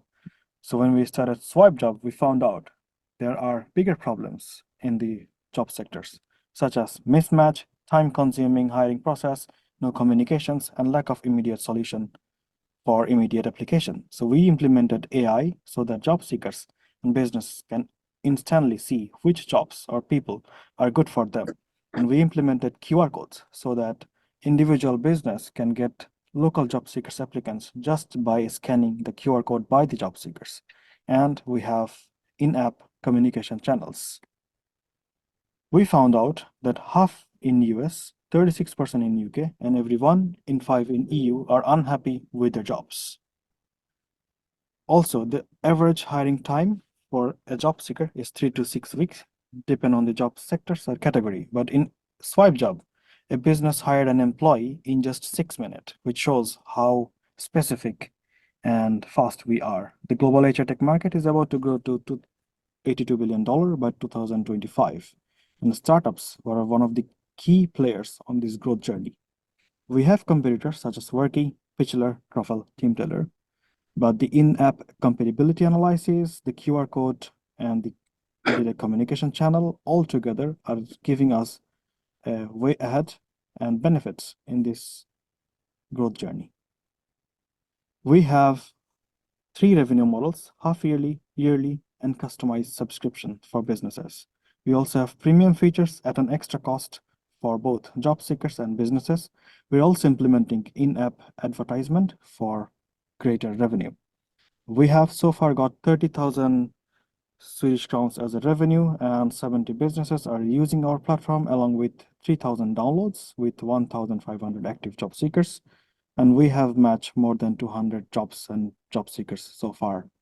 We acquire customers through different collaborations with organizations, student unions. We do attend job fairs, business events. We go to on-site visits, phone calls, email marketing, and also social media. We are having a very strong team. We are having Archr as an app development team, and Alia is in the backend and database. And also some interns are helping me with other things, along with advisors and associates. We're currently raising 400k euro, which will help us to get 500 business and 55,000 to 60,000 job seekers. And it will help us to grow and expand into bigger regions and make a stronger go-to-market strategy. Feel free to reach out to us for any kind of query, questions, or discussion. Thank you.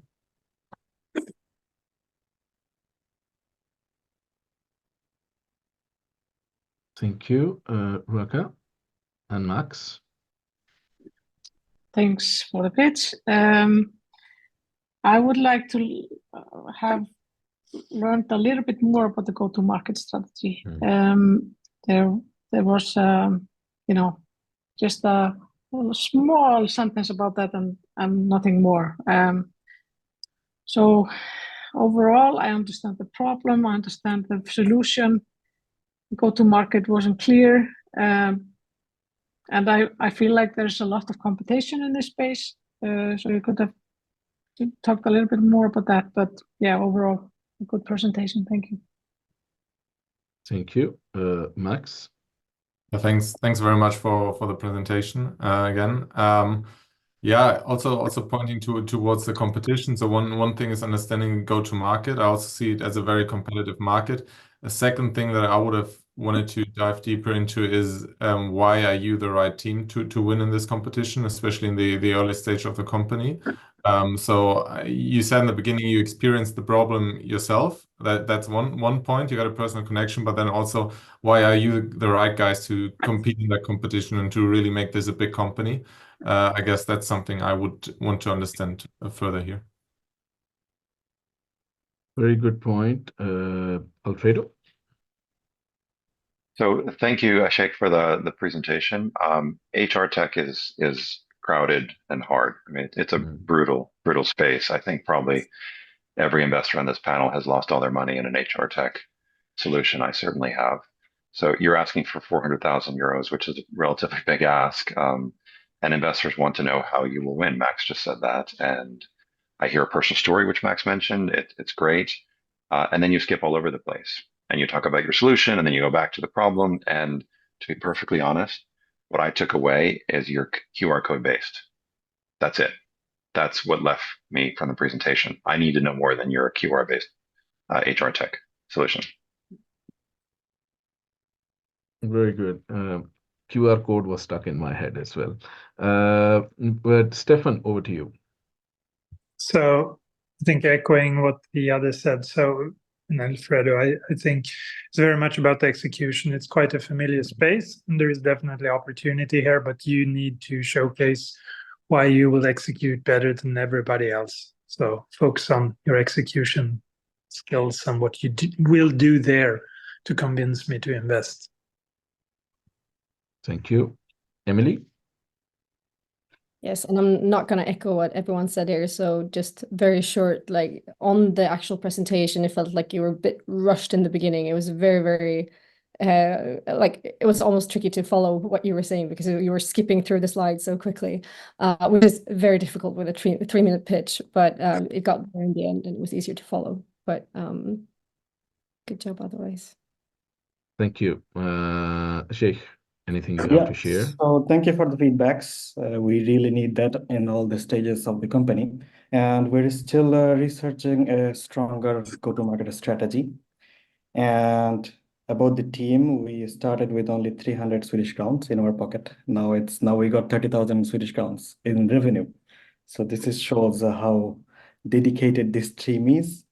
And about, it's a 3-minute pitch. So we have rushed the beginning part because it's my name and everything. But yeah, I think if we have discussions, meetings, we can have a better understanding of all the prospects. Thank you. Thank you, Sheikh. That was Swipe Job. We now move to our last page of the day. We might finish in not 5 minutes over, but 3 minutes over. So Kaveh and Viveka, let's hear you out while I set up your pitch here. Hi there. We're a little fuzzy, but we're here. Yeah, something is happening.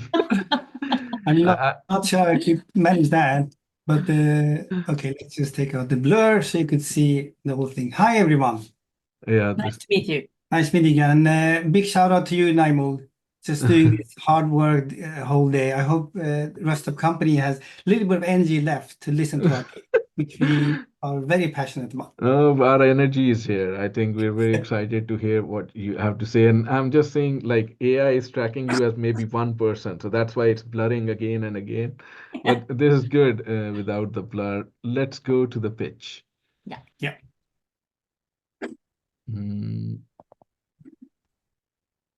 Here we go. Thank you for having us. I am Kaveh. And I'm Viveka. We're here to present Tinky, a tool that transforms early childhood education.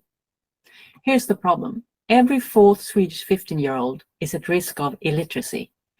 This cruel exclusion is a huge social problem, and it starts early.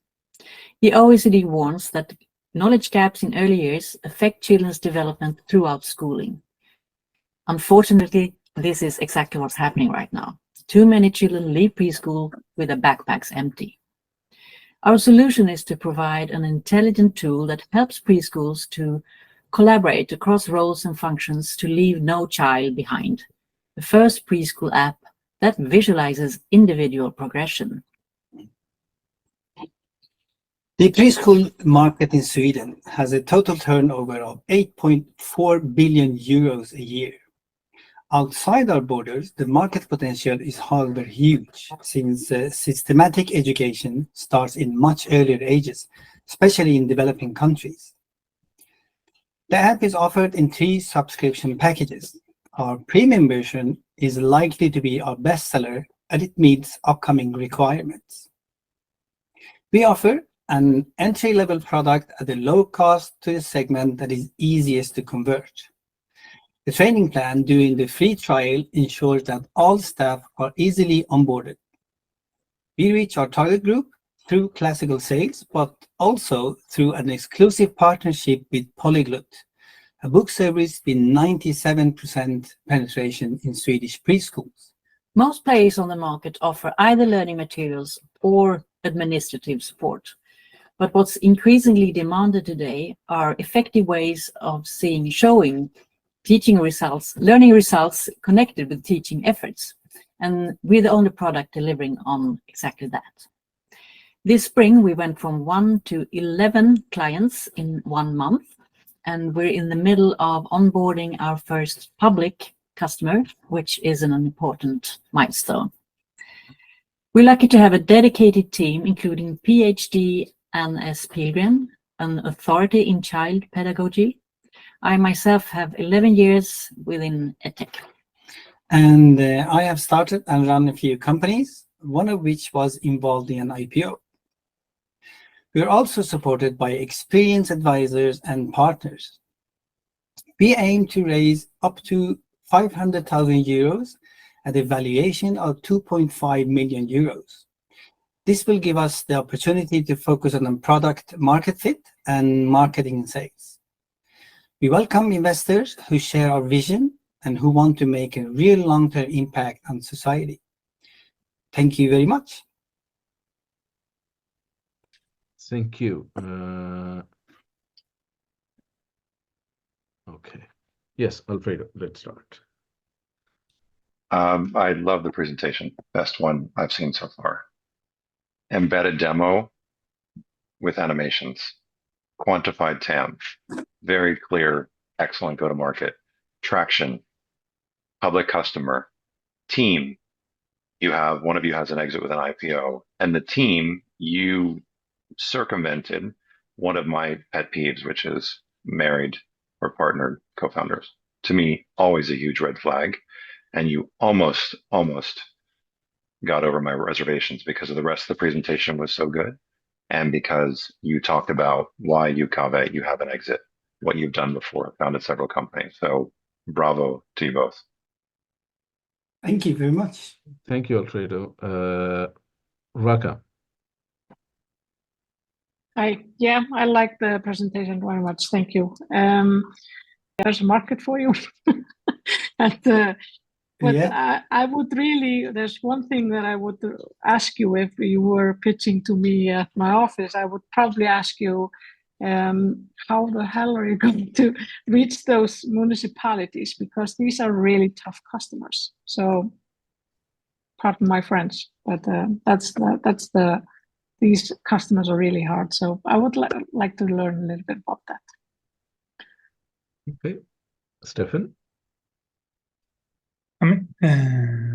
You did a good job, Tom. Congrats to the presentation. I agree, a very good one. Again, the execution, selling to municipalities and all of that is my big question mark. So how will you scale this? How will you grow beyond your great team you have today? That was my question marks, maybe 1 or 2 slides on that. Otherwise, great job done. Thank you. Thank you.